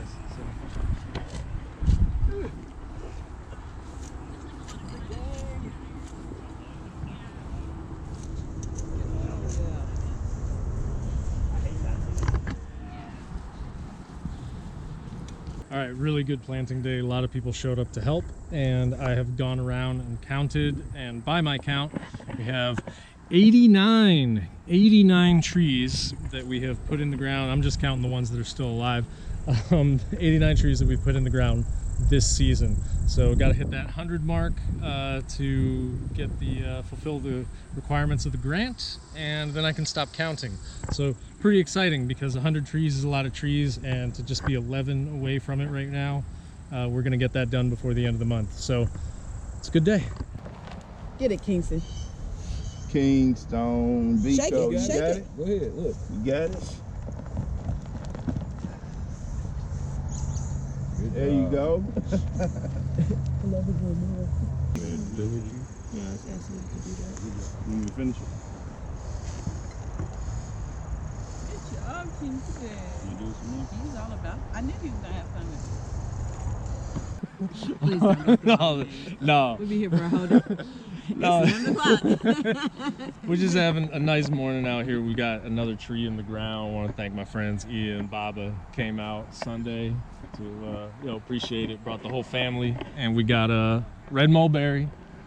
Red mulberry. In the ground. That's what's up. In the ground. Yeah. In the ground for the Harris family. It only took us like what, 45 minutes? No, but yeah, come on. But we were talking about how to do it, how to plant the tree and Right. everything, and y'all got, I appreciate y'all coming out. And we appreciate you. We was able to do libations Yeah. with it. Yeah. Definitely put a nice mixture in there To for that the point. land. Yeah. For Got the a lot land. of Right. information, Yeah. knowledge. Thank you, Nike. Yo. Absolutely, you're welcome. You're very welcome. Right. Gratitude to you, and you. Oh, it's all right. It's all right. Yeah. So What was it? so much appreciation for the land and everything that you're doing here. Definitely put some love into the earth, and we're so appreciative of that, honoring the ancestors that were here before we came, and hopefully making a future thing for some of our other generations. So definitely love the energy. Yo, thank you. And I don't want to blow you up too much, but you got Yeah, blow you, me you up. well you got a history. You've done some activism around town, right? Yes. You've been involved in a few different things, but mostly on the north side of town. Right. So we're happy to have you out here. Thank you for thank coming to you. this neighborhood And all yeah, that. was able to work with DeBron and them Yup. for Take Back Cheapside. Did Right. take back Chiefs. Yeah. So for the viewers, people watching, if you remember summer of 2020 when white people realized that racism existed, there was some shit that went down, and a lot of one of the things that happened here in Lexington was the renaming of an area of downtown in accordance with some of that movement that was going down. So so thank you for the part that you played in that. Thank you for that, and thank you Sure. for just everything you're doing here, especially putting your life in danger, having some people. Yo, yeah. Yes. Talk about that. That's the thing. Yeah, we got some vile racists in this neighborhood who aren't super happy about the fact that, Things are changing. things are changing. I guess that's a discussion to be had, right? That's a discussion to be had. But thank you for Thank you so much for appreciate that. everything. I Yo, value and we're gonna appreciate keep you. doing it. I don't Yeah. know what else to do with this life, so.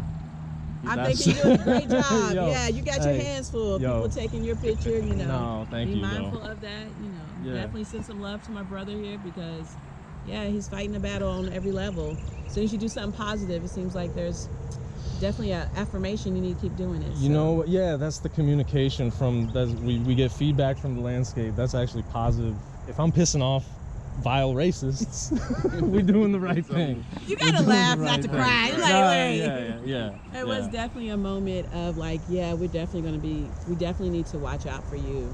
Yo. People need to know that you're definitely moving forward with those amazing things, especially for letting the kids too, the next generation, see that it's their responsibility too to continue to take care of. Hell yeah. I'm gonna get tired. I'm already tired. I can't do all You this. ain't So, but now these trees are in the ground. This is manifestation. We know that the fruit is coming, the shade is coming. We just have to watch it grow. Yes. We already did the hardest part. So let's get some water on these trees. And, Yes. Yeah. I'm excited. Yo, thank you again. Thank you. All right, we are out here. A couple of my friends came out, Miranda and Isabel, who work with Taproot Nursery, a collective here locally that is running a decentralized plant nursery. We're pretty excited to have y'all out.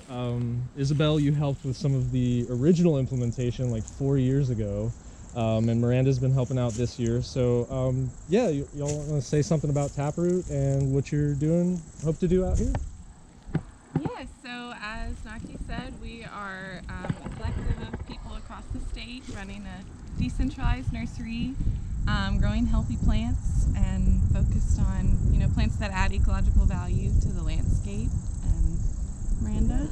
And we're growing plants from seed, growing herbs, a lot of medicinal and culinary herbs as well that can, besides having ecological value in the landscape, are important plants for us to continue surviving here. Yeah. So we're planting a few of those here today to add to the project and hopefully, you know, continue supporting each other. Yeah. Oh, love it. Super grateful for you all. And this is a big milestone because we just want to get more groups out here, right? So like if I'm hit by a bus tomorrow, people will still come here, know what the plants are, know what they're doing. So having Taproot, having groups like Taproot come out, is just a great new phase of development out here. So thank you so much. Thank you. Great. New plants. Oh, and one new species of mountain mint that we did not have already. So excited. +1 on the list. Okay, big excitement today. I'm not actually going to the food forest, but we got about a 7-hour round trip going to Indiana to pick up a bunch of trees. Did this last year, so it's turning into a little bit of a tradition, but you know, we got a lot of stuff that we can't get in Kentucky, and we happen to, by virtue of being close to the center of the country, we're by some of the largest woody plant nurseries in the nation. So unfortunately their shipping costs are exorbitant, so we're going to do the 7-hour round trip to get some of these trees. I'm excited. I'm going to show you some of the species we're getting, but I got a list of like 4 or 5 species that we don't have at the food forest yet that are, you know, kind of aspirational things I want to check off the list, and I'm going to get at least 1 or 2 of them out here today. So that's exciting, even though it's kind of exhausting, but it's all part of the process of concentrating all these different species, all this different plant material in one place. You got to go hunting for it. So nothing like a nice road trip.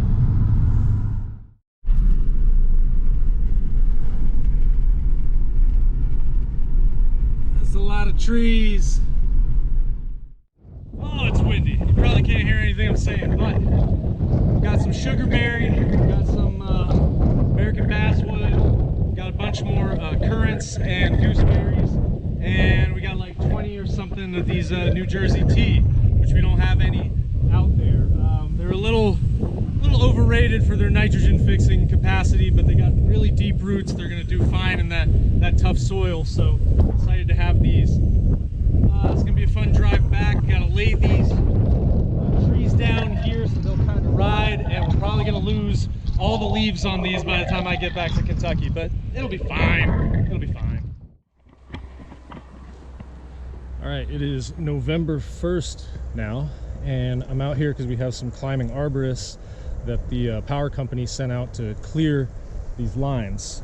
So they are taking quite a bit out of that silver maple. It looks pretty rough, but what's impressive is that we got the power company, Kentucky Utilities, to send out some climbing arborists rather than a ground crew that's just going to chop everything away. So this kind of detailed management is really cool. It's almost like an act of Congress, but it just speaks to kind of how successful this partnership has been, that we're able to speak to the power company and get them to come out and do some of this work. They're going to take down a dead pine tree over by the line there too and leave another habitat snag for us, so that's pretty cool. But yeah, this silver maple, you know, had tons of water sprouts and other growth that was just gonna not be good for the long term. It's also got these swings, a bunch of swings that the kids put up. I know you've seen that over the course of the video, and let's talk about that. You know, the swings were poorly, the kids strung them up in a way that was going to be bad for the tree long term, and it's a silver maple, so it's not really strong enough to be swinging on anyway. But you know, I would be the bad guy if I cut those swings off as soon as the kids put them. So we left the swings up, and you know how kids are, they get bored of stuff after a couple weeks. So now that they've been up all year. We've had time to talk to the kids about why, you know, they're bad for the tree. Now we cut them down, and yeah, and we'll get some of this other weaker attached growth cut off too. It's going to look a lot more naked, but it's going to be a lot clearer as well to the average observer that there's maintenance going on here, that you know, people are intentionally clearing the lines, and therefore the tree is as good as it is and doesn't have to be cut down, which is exactly what we're trying to signal here. So thank you, Kentucky Utilities, KU. This is a good PR win for you in my book, certainly.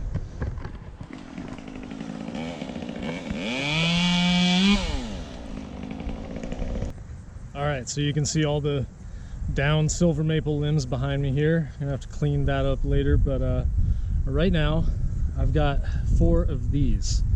And these are American chestnut, Castanea dentata, not a hybrid. These are the real deal, grown from seed for some blight resistant kind of populations. And I'm gonna put them out here, but they're probably gonna die.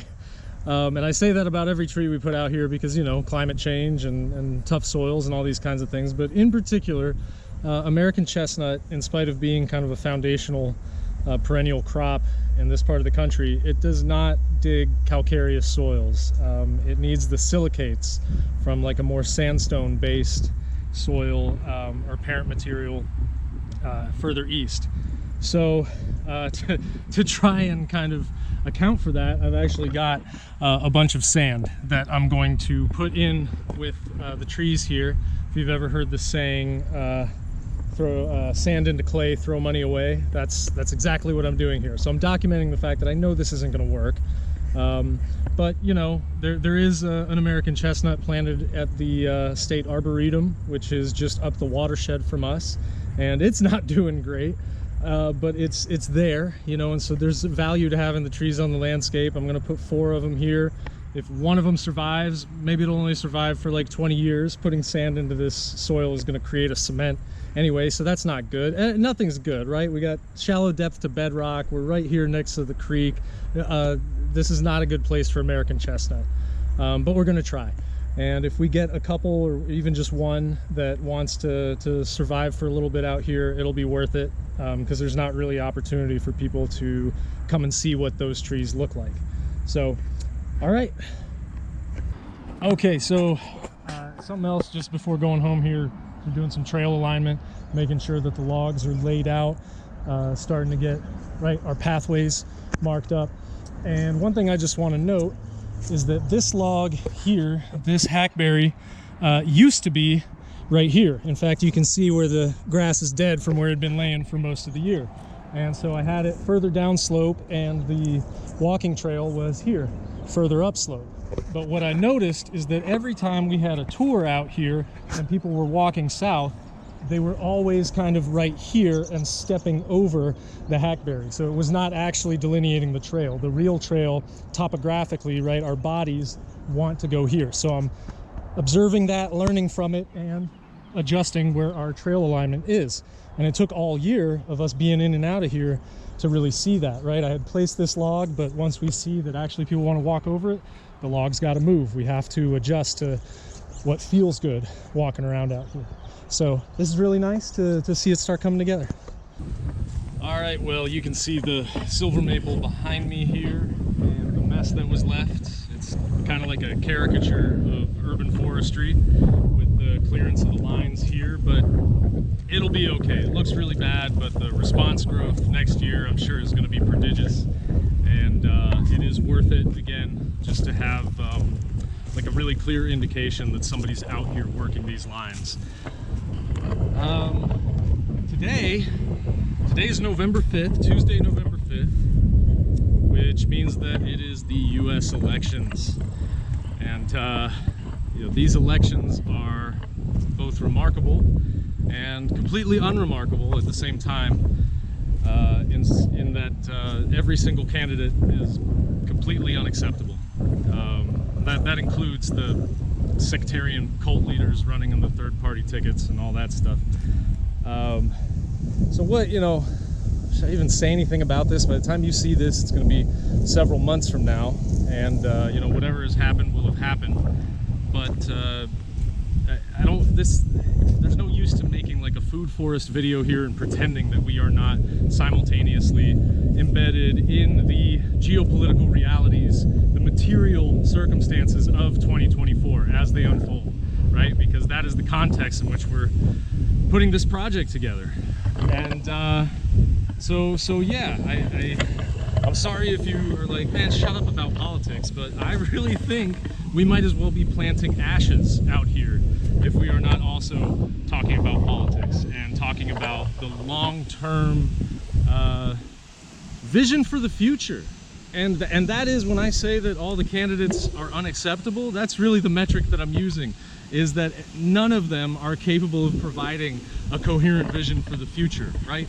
You have a senile racist with dementia, you have a hollow diversity hire who is going to continue a policy of opening backing of genocide. Completely unacceptable. And I think it's going to become increasingly apparent that the system that exists is incapable of accurately charting, navigating the future, providing solutions for the challenges that we face, etc. And archetypally, I think you could say that that's what a lot of this year has been about, 2024, right? What are the lessons that we've learned in the past period, like especially since 2008? What are the control systems that need to be dismantled? And right now we're getting like a real concentrated crash course in that, because I think this is the final exam, right? This is the final exam before we, as a species, as a civilization, move into whatever the future is going to be. I think a lot of people feel that this is an inflection point. This is an important part of our history. And in order to provide something useful for that process, we're trying to make this food forest. We're trying to bring the people together to talk about their lives in the context of this food forest, to talk about the future of our civilization and our relationship to the non-human world in the context of this physical space that we've created for people to gather and be able to do that. And I think that's the real content of what we're doing here. You know, there's people talk about like, oh, don't bring me down, don't keep talking about conflict and all this stuff, because that is what the control systems, the people in power, want us to be doing, is focusing on all this negativity. And we cannot just ignore that it exists, right? We're not going to turn a blind eye to the problems of the world, but we are going to materially, practically construct alternatives to it. That is what this is. This is just an embryo of that. But we have to be able to show people, look, here is a coherent vision of how the future could be better. Here is something that you can lean into. Here is something that you can help us build. That's what we're doing with this food forest. Is it going to work? I don't know. But I feel like, you know, I feel like I'm never going to regret having done this work.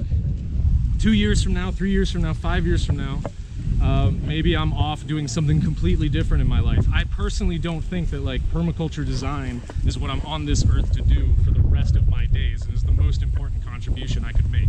But it does feel like what I should be doing. It feels like kind of something that everybody should be at least leaning into a little bit and trying to construct together, right? An alternate vision of the future. It has to be a collaborative kind of process, and it is going to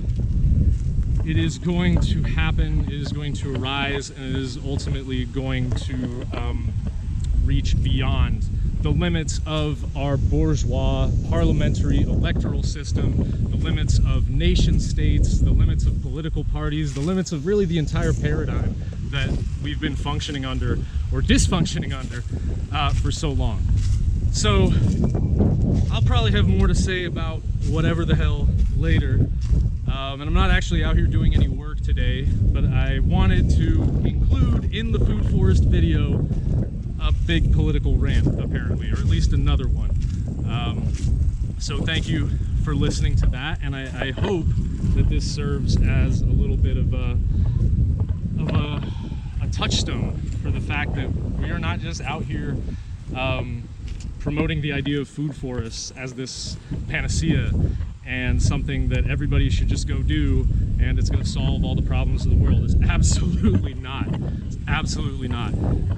This food forest only makes sense in the context of everything else that we're doing, of the unapologetic discourse that we are promoting with regard to the necessarily revolutionary solutions that that we need for the problems that we face. And so it's not a subjective thing. Like it's my decision that we should be revolutionary and therefore we should chart a course with that.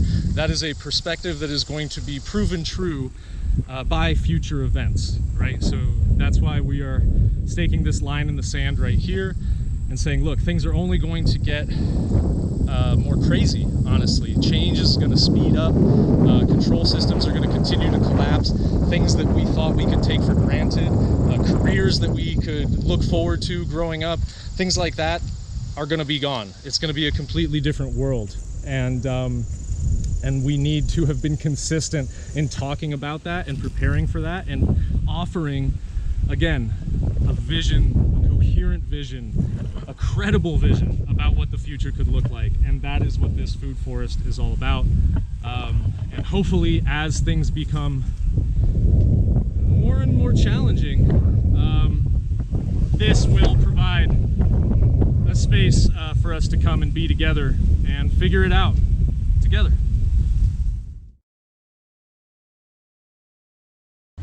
Okay, we are out at our November General Assembly. We have like 200 more ramps to put out here.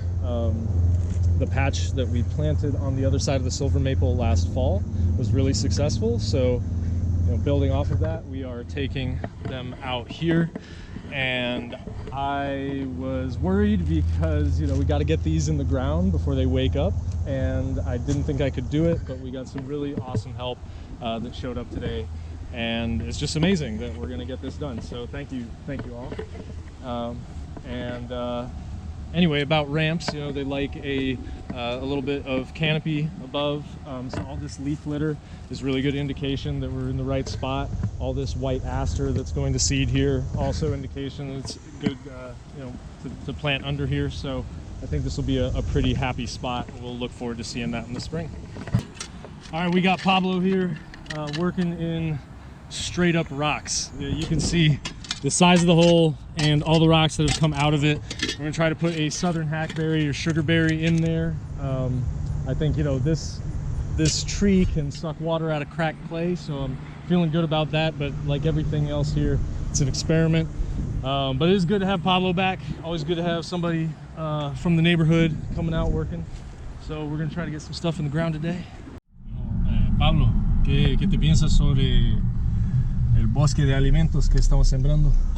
Pues que es un buen inicio para que a nuestro futuro pueda dar un buen inicio de dar el ejemplo a las personas de que se puede cultivar y bueno, se puede dar un buen uso a las tierras. Por ejemplo, esas tierras de ahí están malas, estábamos viendo y están malas, pero lo que estamos haciendo nosotros es restaurarlas y pues que den cultivos. Entonces a mí me gusta que eso se vea bien y que el entorno de nosotros se vea bien saludable. Eso mismo. Me parece súper bueno. Y me gustaría que toda la gente apoye a eso. Que apoye a sembrar, a cultivar. No sé, tan solo cultivar algo pequeño en la casa ya estamos haciendo algo bueno. Porque sabemos que estamos rescatando a la naturaleza y a todo nuestro entorno. Me parece bueno. Eso mismo. Es todo sobre el futuro aquí. Estamos alargando ese trabajo. Okay, we're back on site. We got Diana, fresh homie, first time at the food forest. Welcome. Thank you for coming out.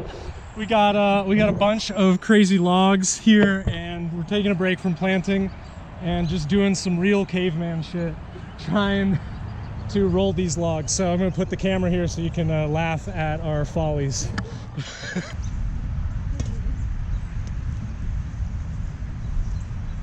Look at this system, y'all.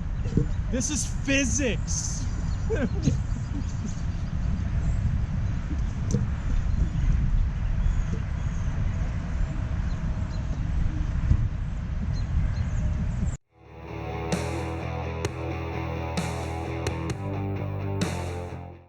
Okay, today I'm gonna do some pirate stuff. I'm out here at a different city greenway. You can see that it's definitely not as glamorous as ours over at Kilrush, but it has this tree here. This is staghorn sumac, Rus typhina.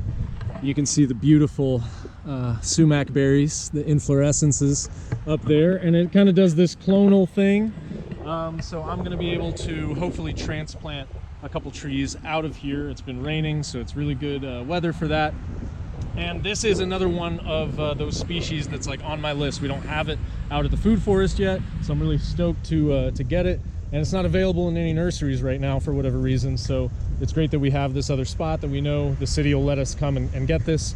And this is a really important tree. I'll talk more about that just in a minute. So the street trees here, like in a lot of places, are just absolute garbage. They were probably, when they were planted, it was probably like a mix of silver maple, Callery pear, Siberian elm, maybe one other one I can't remember right now, but it's not around anymore. Pin oak. So yeah, a bunch of weedy, fast-growing trees that are not going to do us a lot of good, and we've lost a bunch of them. So I'm trying to be really intentional about replanting some street trees. Like here, I just put this American basswood, Tilia americana, and you can see it's really close to this Callery pear. Callery pear, right, non-native invasive. There's definitely people out there who will tell you that it's edible in some sense. I'd just about rather punch myself in the face. And you can see the really poor attachment that these limbs have. So I'm going to take this apart. It's actually already started taking itself apart for me. This is our last windstorm. So over time, as this basswood gets bigger, we will progressively take the pears out so that this becomes our new canopy street tree here.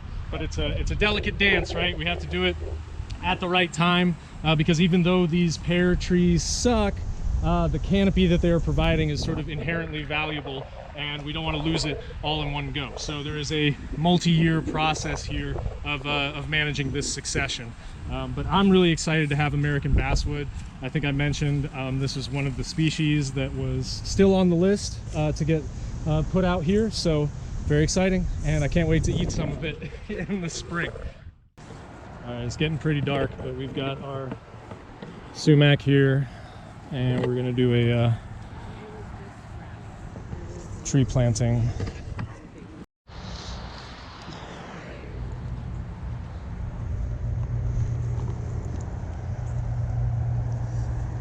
Get in there. Spread some soil. All right, Reverend Paul. Hold on, is this the first tree you've planted since you retired? Yes, this is the first. This is official! Oh my god, it's so dark. I don't know if anything, maybe this, I'm gonna light myself. Yo, hey, thank you, Deacon. Yo, just look at all these beautiful people that came out tonight to help plant this tree. Hannah, do you want to say something to do the time? Yeah, so thank you all for coming today. Thank you, Naki, for letting us use the land and to put up such a meaningful tree here. You know, when it comes to the genocide that's taking place in Palestine, sometimes we feel powerless and like we can't do much, but it's beautiful moments like this that we can come together and use our voices and you know, do things that are different, even if it's just in Lexington, Kentucky. We're making our voices heard and carrying on the legacy of Palestinian martyrs. And so specifically today we're here for Mido Hadimi, who was a beautiful soul who spent his time as the genocide was taking place. He said a form of resistance was creating more life, and he did so by planting trees and plants continuously, and he gained a following on social media by doing so. And so he just continuously planted trees and plants and showed it. And unfortunately, he was bombed and murdered by the Israeli occupation forces. And a way that we can carry on his legacy and continue to resist is by doing something like we're doing today, which is planting a beautiful tree in his honor. It carries significance on different levels. Also on a religious level, we as Muslims believe in something called Sadaqah Jariyah, which is ongoing charity. And we believe that if you do something that's considered charity in the name of someone who's passed, that they'll continue to reap rewards for it.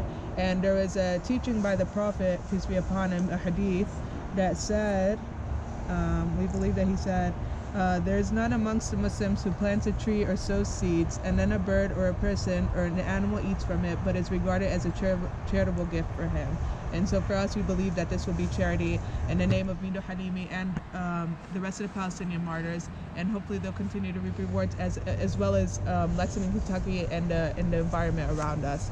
And so, yeah, I appreciate you all coming out here, and I hope that you all will go out and even plant your own things at home and wherever you can find land, and plant things in the name of Mido Halimi and the rest of the Palestinian martyrs. Yeah. Thank you. Thank you, Hannah. It's big.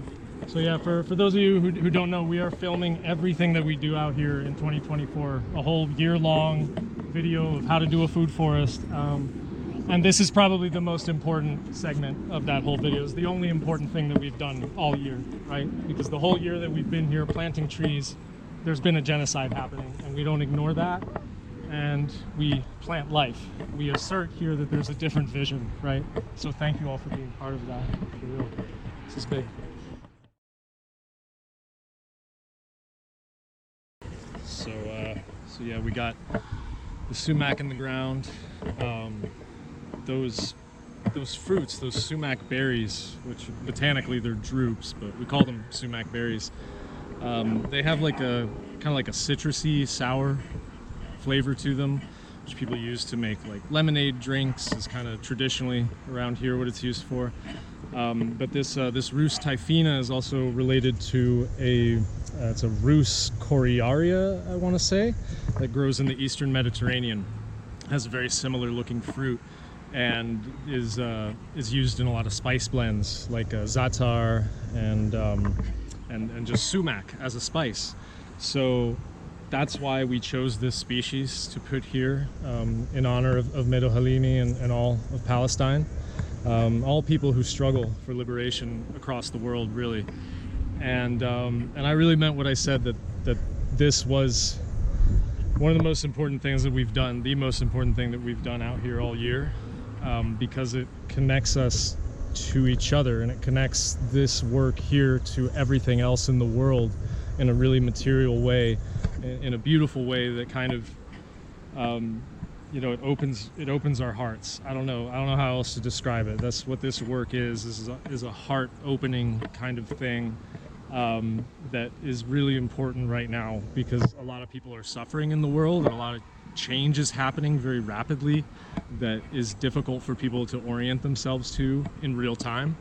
And this work grounds us, right? Like the Earth Mother is here to embrace us, actually, and we can step into that, and it can be a reciprocal kind of thing. And you know, a lot of like this work with the soil, the water quality, everything out here is so impacted. I don't know what kind of language you use to describe things, but you know, on some level, like all matter is a condensed energy, right? Is vibration. And things are really dense. Things can be really dense here. Things, you know, with all the, literally with the compacted soil, but also just in terms of like, it feels heavy. The invasive plants come in and they just smother everything, and they say, stay out, you know, we need to heal in here. And everything just kind of just stays slow like that and stagnant. And we come in and we shake that up. And we do ceremony out here, we have prayers out here, we do this work not just to plant trees, but to actually raise the vibration of this space. And as we do it, I mean, we've really seen this change over the course of the year. We see the wildlife that comes in, we see families and people who didn't know about this space start to find out about it, and it starts to become something. It becomes a point of reference for people, and it becomes a place where you have that, again, that somatic sensation of the heart opening, and that this is the work we're supposed to be doing. I don't know where it ends. I don't even know how we started and how we got here, but it feels right to be here right now, and that's just so valuable. And you know, when I say genocide, and I say that's really happening, and I say that there is no future in which Zionism exists, and you know, I say that we do not turn away from the injustice of the world, we show an alternative to it, and we welcome people to join us in building this. And it's a practical thing. This isn't just we're gonna meditate and sing Kumbaya and the world's gonna get better. No, we are gonna do that, but we have to build a physical space in which we can gather and meditate and sing Kumbaya, right? We have to physically open up that space in which a new vision of the future can take root. That is hopefully what this is. That is all this is. That's the only reason we're doing any of this.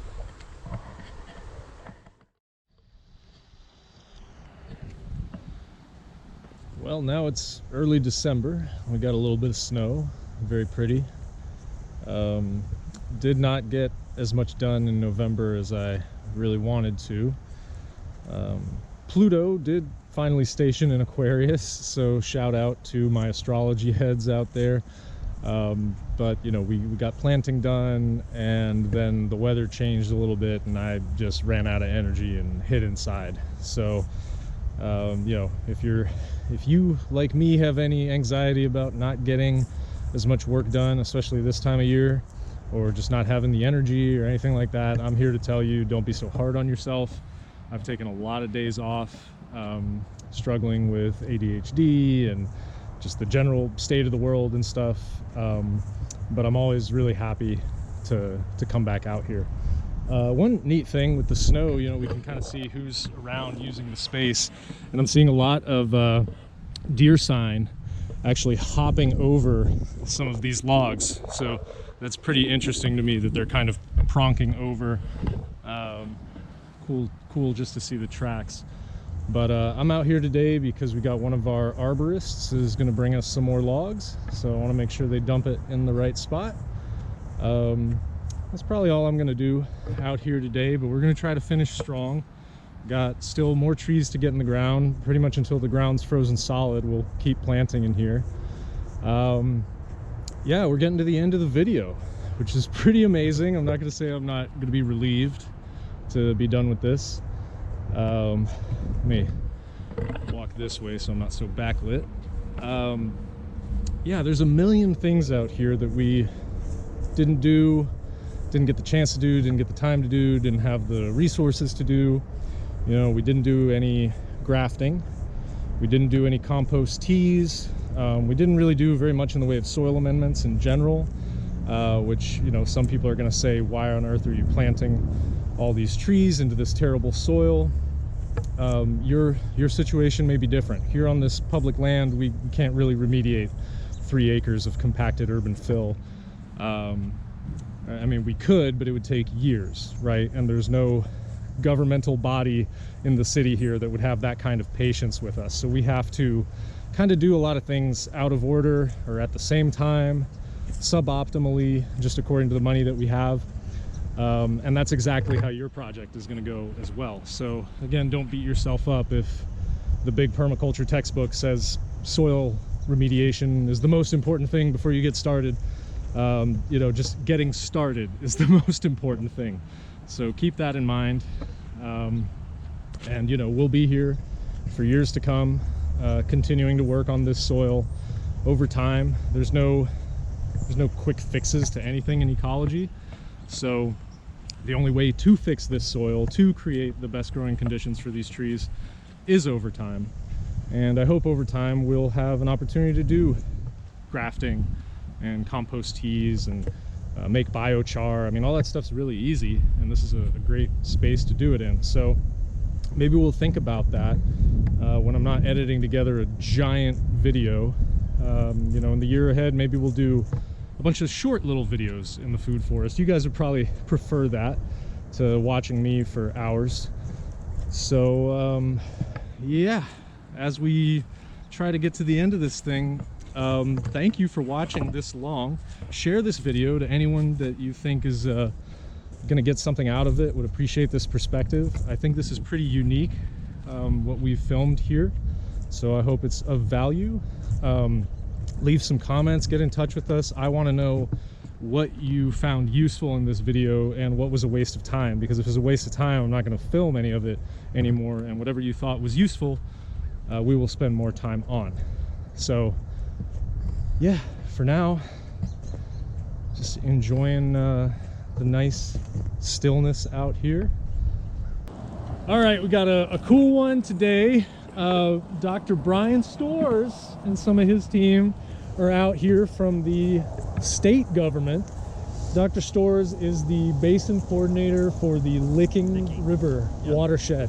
We're in the Kentucky River watershed here, so Licking River is the next one over to the east. And yeah, tell us, what's your interest here? Why are you coming out to see Kilrush Food Forest? We are trying to figure out a way that communities will want to build riparian buffers. Riparian buffers are absolutely necessary for clean water for the state of Kentucky, but a lot of communities have a hard time accepting riparian buffers that are a little ragged looking, and so we're thinking maybe kind of the food forest model or an edible riparian buffer is something that they would be more accepting as part of their community. And so we're out here checking it out to see how this might work.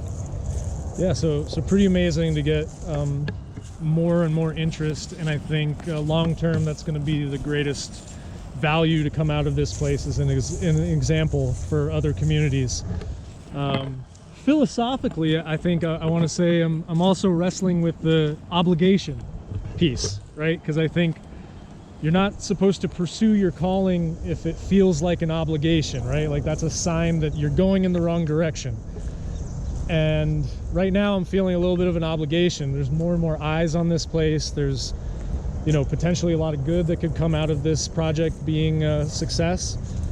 But emotionally, I'm negotiating that myself right now. And I just want to voice that. But thank you guys for coming out. This is hopefully just the beginning. So. Thank you very much. The water quality needs you. Yes. So that was pretty awesome to have those folks come out here from the state. You know, I speak about some of the turmoil that I feel with, like, is this an obligation and how many eyes are on this, but I definitely always recognize what an incredible privilege it is to have this obligation and be able to do this work. So just so indebted to everyone who's given us a chance here. And next thing we're gonna do, I'm gonna walk up here to my friend Stephanie's house. She lives right here in the neighborhood. And she's actually a really accomplished woodworker, does some beautiful stuff. And we just got some funding from the city of Lexington for her to make us a sign. So we're gonna have a food forest sign out here. It's gonna be made by a resident of the neighborhood.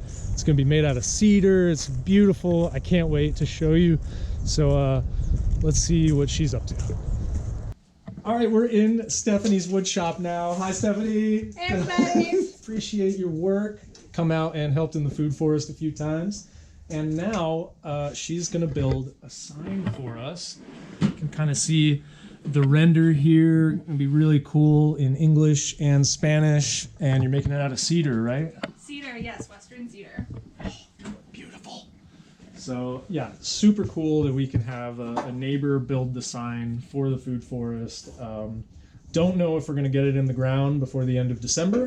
So if it appears in the video, that'll be awesome. But if not, wanted to give Stephanie a shout out and yeah, just promote her work. So.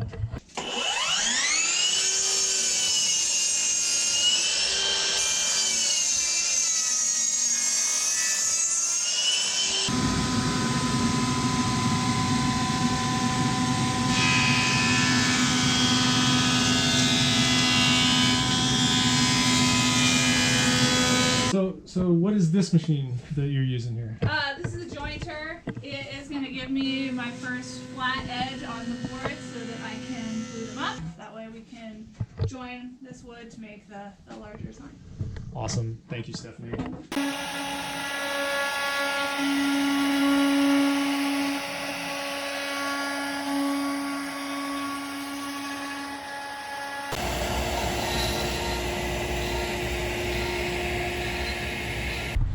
Okay, it's December 9th and it's like 57 degrees because of course it is. And we got Faith!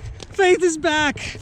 We thought we lost her. She got a real job. I'm not gonna hold that against her, but coming back out to help in the food forest, always appreciated. And today we're gonna plant some American persimmon, which we've put a couple out here, but if you know anything about American persimmon, there is a southern and a northern variety. The northern is a hexaploid mutation that is monoecious, so contains both male and female flowers on the same tree, has larger fruit set, it's usually a little shorter in stature, so better for our conditions out here. But it's really difficult to find a nursery that will look you in the eye and tell you that they actually have the northern variety. I'm hoping that we got one here. We got 3 that we're gonna put in, and we'll just have to see how they do. All right, so we got something kind of special today. American ginseng. These seeds have been stratified. They're ready to go. I'm gonna give them to my homie here. Got those. So here's how you're gonna plant these. Really simple, all right? Just gonna scratch a little bit down in, like 1/2 inch, 3/4 inch. Just drop it in and cover it up. That's it. All right. You want some more, or that's good enough? All right, awesome, thank you. I guess maybe I should say something about planting American ginseng in a public urban greenway. Like, is it intelligent? Is it useful? Is it a good stewardship of those seeds that we had? And, you know, it's a complicated topic. I don't want to get too into it. Ironically, we actually get a higher level of legal protection for those plants by documenting that we are cultivating them here. Not that anybody would suggest that they were wildly growing in this greenway anyway, but I think the bigger thing is to just, you know, with everything that we're doing out here, we're trying not to be attached to the outcome. This land has had so much taken from it over the years, and we're putting stuff back. You know, that the medicine, the vitality that ginseng brings and all these plants is not just for us, it's not just for human use, it's for the soil as well. It's for the plants, the other plants, the animals, everything, you know, is interconnected, and that medicine flows through this whole ecosystem. And so yeah, it's an offering. It's an attempt to put something back, and that's kind of enough. Like, the energy that we bring with that and putting it into the soil, again, we're not trying to be attached to what the outcomes are. Yeah, hopefully that makes sense. Hopefully that's a good enough explanation. It's a good enough explanation for me. We'll see what happens. Got some unfortunate news to report, which is that the city is now telling us that we got to get rid of these logs for a variety of reasons. You know, it's unfortunate. It's a little confusing because, of course, the city were the people who brought the logs out in the first place. And I'm gonna feel a little foolish because I have spent this entire video talking about how much I love these logs and climbing on them, and of course the kids really love them. But in an urban floodplain, it's gonna be tough. You know, we were kind of getting away with something here, so we'll keep a few out as seating and maybe some play structures, but unfortunately we gotta get rid of most of them, and that's okay. They were gonna break down anyway. They were always temporary, but we really need some heavy stuff out here to line the trails and stuff, because anything I put out here that is small enough for a child to pick up and move, they will. You know, they'll try to build a bridge across the creek and all this kind of stuff. So that's where a lot of these big logs were coming from. But the upside of that is that in all these negotiations, we have gotten a lot clearer with the city about what our mandate is out here, what they're willing to support us with, and we've actually got a budget now. For the first time ever, we have an official budget from the city of Lexington. That's kind of probably the big climax of this whole video.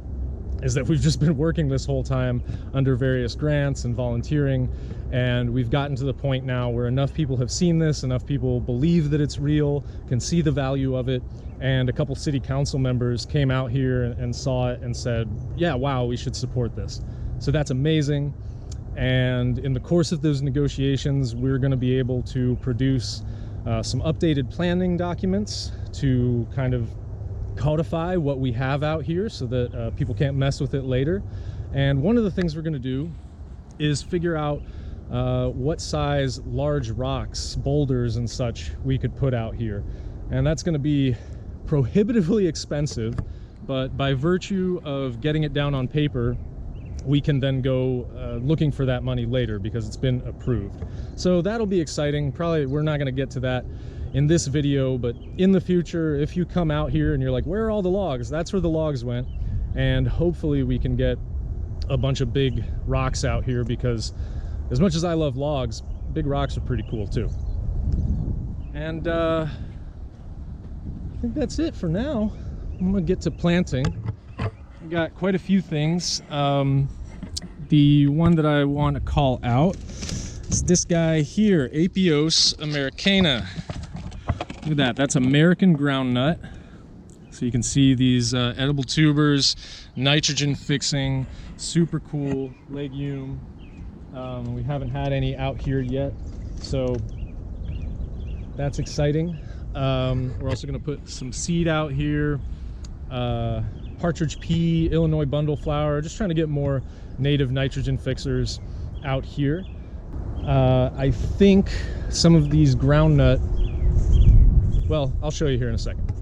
So this is one of our small patches of sunchokes here, Helianthus tuberosus, and something that I've seen theorized for a while is that American groundnut could be a really nice companion planting with the sunchokes, because they're both root crops that you're going to dig out at the same time. So if you're going to disturb the soil, you might as well get two. Also, these are straight species American groundnut. They are not the LSU improved cultivar, even though we're going to get some of that out here, but these guys are kind of tiny, so the juice is not necessarily worth the squeeze to be digging these up. But if you interplant them with the sunchokes, double dipping on your yield makes it kind of more worthwhile, or at least that's how the thinking goes. Now, in real life, which is where we are, sunchokes are way more vigorous, way more aggressive than American groundnut. So in all likelihood, this will actually outcompete the American groundnut, and it's not going to make such a good polyculture. But we're going to try it. I'm going to kind of plant these guys around the edge here, give them a head start, and see if they can't maybe compete together. This is going to be a little bit of an experiment. We'll come back in years ahead and see how it turns out. We got a neighbor out here. This is Cassie. Hey. And you were like the first person that was just, you walk your dogs through here. Yeah. And like one day you started picking up rocks and making planting beds and like helping to mulch the trails, and I would come out here and be like, someone who's not me is doing stuff. Yes. And it was you. Yes, it was during COVID, the first part, a couple of years ago actually. I had bribed the neighborhood kids with Pokemon cards to help me pick up litter, and then to organize, help pick up rocks in this field. This used to be an overgrown field, just nasty field. People would dump off tires and trash. And so we started picking up the trash. Someone started mowing, someone started planting, and then and you and I met because we were working on the trail over there. Yeah. So how cool. Collaboration. Yeah, it's just so good. Like, we measure the success of this project by how many neighbors are coming in, how they're using it, inviting other people. So yeah, it's amazing. We love doing it. It's great for the neighborhood, and it's great for our community. Thank you. It's good to see you always. We're doing it. Groundnuts going in around our sunchokes. Lee's putting in one here at the base of this snag, so hopefully it'll grow up and be beautiful in the future. And every plant we get in the ground is one fewer that is not dying on my back porch, so I'm very excited. All right, I'm gonna try to do something pretty silly here. We've got our Screech owl box that was actually bought for us by the natural resources students back in the spring. I just haven't had time to hang it up yet. We're gonna try to put it in this walnut. Got my climbing gear. Have a super official throw line. It's a baseball on some 550 cords. So very OSHA approved. If you're watching this and you are an actual tree climber, I'm sorry. All right, got my throw line up. Only took like 7 times. So now I'm going to pull up our actual climbing rope.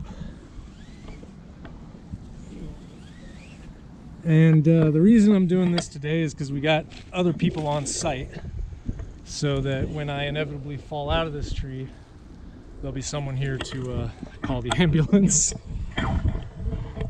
But it should be fine. It's gonna be fine. All right, we've got our rope system hooked up here. This is a single rope system, which is definitely not industry standard at all. Don't try this at home, and I am not a trained professional. I'm just a permaculture guy. But here we go, and Ryan's gonna help me fish that owl box up behind me, because that's gonna be a little tricky. I'm the owl box guy. You are the owl box guy. But I've got my ascender here, and then I've got my clem heist hooked up, and I can just kind of wiggle my way up.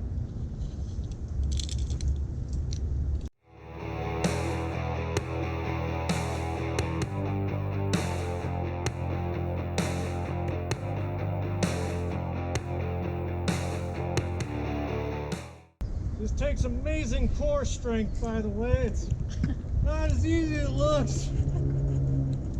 What do you think? Yeah. Yeah?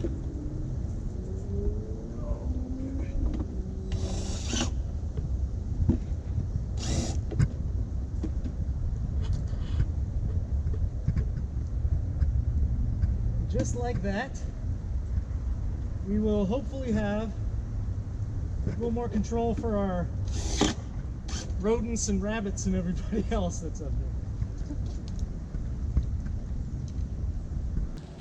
Okay, we're just out here messing around. I didn't think it was that big a deal, but then we just found out this is the first tree Ryan has ever planted. What a moment. What a moment right now. This is gonna be life-changing for this man. So we got a bur oak up here. It's going to be our new street tree. We're planting it in between these two pears, that invasive calorie pear that eventually we want to get rid of, but we don't want to lose all this canopy all at once. So just like we did with the basswood on the north end of site, put a little something to replace it. We'll put a tube on here, and in a few years, hopefully we can start reducing these pears. Oh yeah, good call. So that was great. That was our last general assembly of the year. We got everything in the ground, got our owl box hung up, some Jerusalem artichokes, tasty stuff. And yeah, I don't know, we're gonna do a couple more things here to finish out the year. But that was probably our last really big work day for this video. But we'll see you next time. Okay, so here is, you can barely see it, one of our sweet birches that we planted. I can't remember if it was in the spring or last winter, but the deer were absolutely voracious.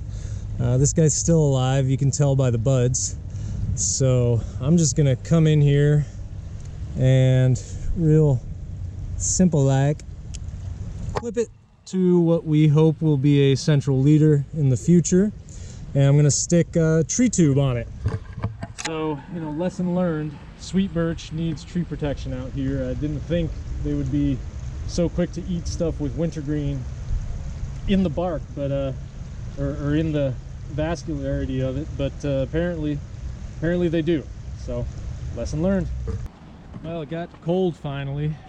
We had some really big thunderstorms, which of course are totally normal this time of year. But we're winding down now. This is actually going to be my last work day out here. Just going to do a couple things. Going to do some pruning that I think I was last talking about doing like back in March. So it'll be good to get around to that. And that's going to be about it for this video. We got one more event that we're going to have out here, so we'll have that be the finale.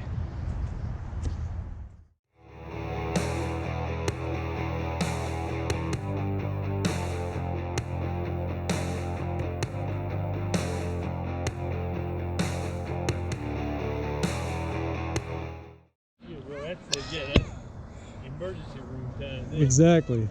And we are not going to the emergency room tonight. We'll never get a permit again. That's right. Just trying to split it, kiddo. So here's the problem: is it's bouncing off the ground because we don't have a nice stable stump for it. So what if? Yeah! That's not good. That's like having a thing in your chest. I was in waders, I had some birds, I had to like go back about 2 miles. Daddy, I need help. What were you doing? Working for the Forest Service. Okay, so monitoring streams. So you planted the false sunflowers.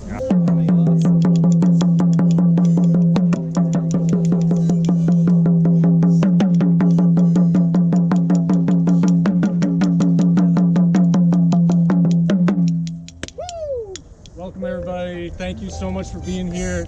If you'll indulge me for just a couple moments, because I know we got some people who can't stay for that long, and I want to give them a chance to say anything they want to say, and you know, talk about the space.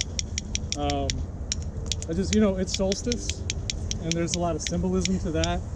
New Year coming, and also this fire.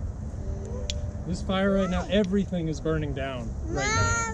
And it's really tricky because we try to find ways to repair it as we go, or hang on to it, stop it from burning down, and we can't. We can't. And but we can hang out and watch it burn down and be together as that happens, and know that we get everything that comes after, because what's burning down is only what needs to burn down. What's time is over.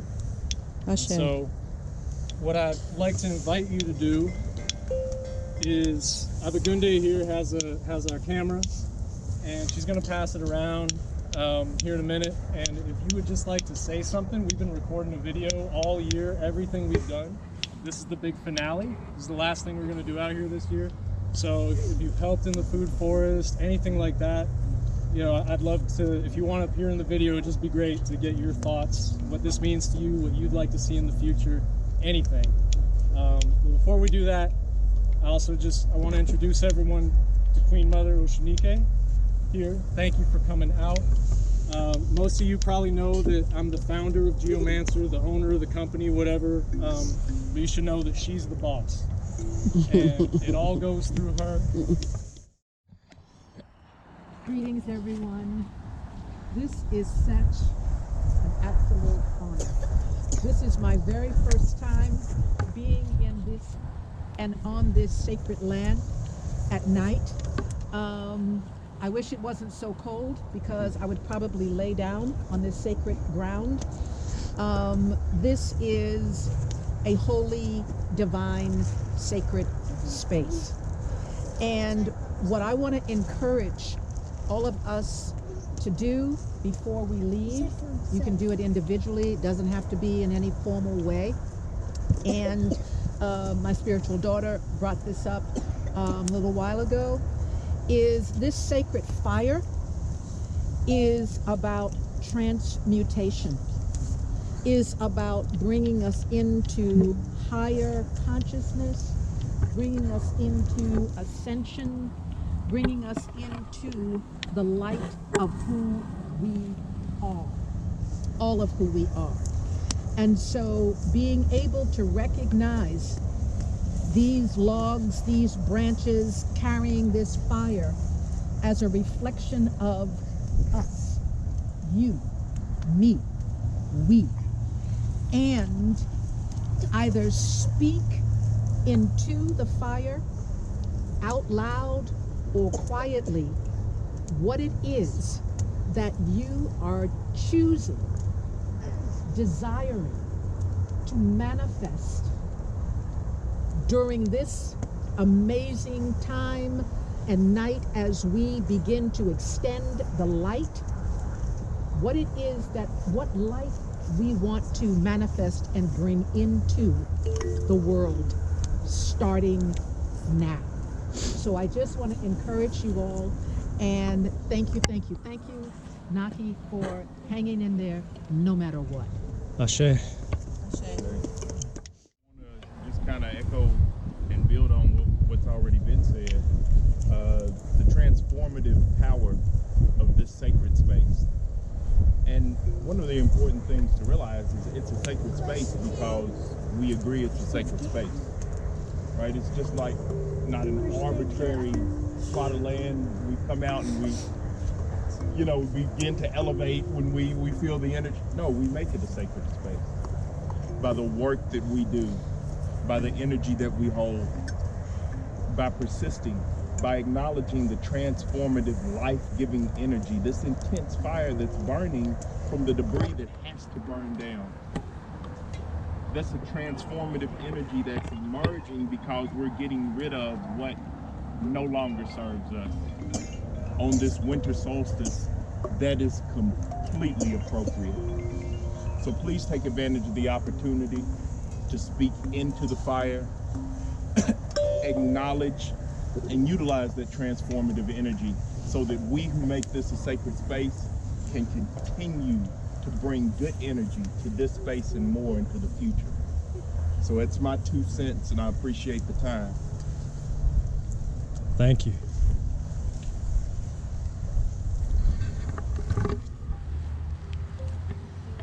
I'll say a little something else, just, you know, for the men and for the women, that we talk about masculine and feminine, and there's been a lot of masculine energy that's gone into creating this, you know, convincing people in the city and smashing the soil apart and sticking stuff in it and just kind of intervening and being kind of violent, pretty violent. We've killed a lot of stuff out here that we judged we had a better idea of what should be here, right?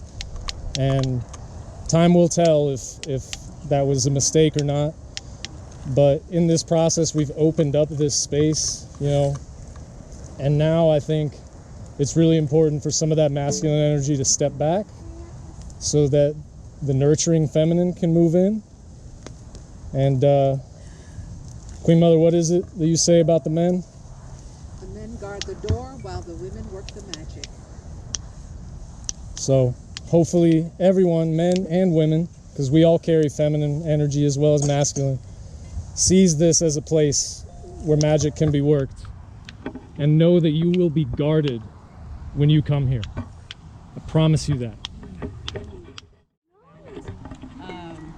Like my mom said here, my Bob is not here to see some of the work. Which, I'm sorry, my spiritual godfather is not here to see some of this work in physical form, but all the work that has been done to lead up to this, to me, speaks volumes to what needs to happen in the world now, and that's that healthy balance. It's like, even like Queen Mother said, having the space for the feminine and the masculinity to come together and that balance within you. So making sure that, you know, we keep coming back and supporting and bringing that balance back to the land and that sweetness, because I feel like at any time now, this is what the world needs to see, is more sweetness. I feel that what this food forest represents and what this fire represents is hope for the future. And when I see the debris burn and the message you shared, I do feel hope for the future. And that sharing and being able to kind of give back gives me energy. I love coming out here. I love the concept. Honestly, just embracing localism is really the only way that we're going to be able to escape fear like that. And I really enjoy doing things like this because it gives me the energy when I am tired and don't feel like I can fight back. It keeps me going. And I love it. That's all. Curtains rise, take the darkness from my eyes, breathing in, pulling life into my lungs. As a child, I am born again.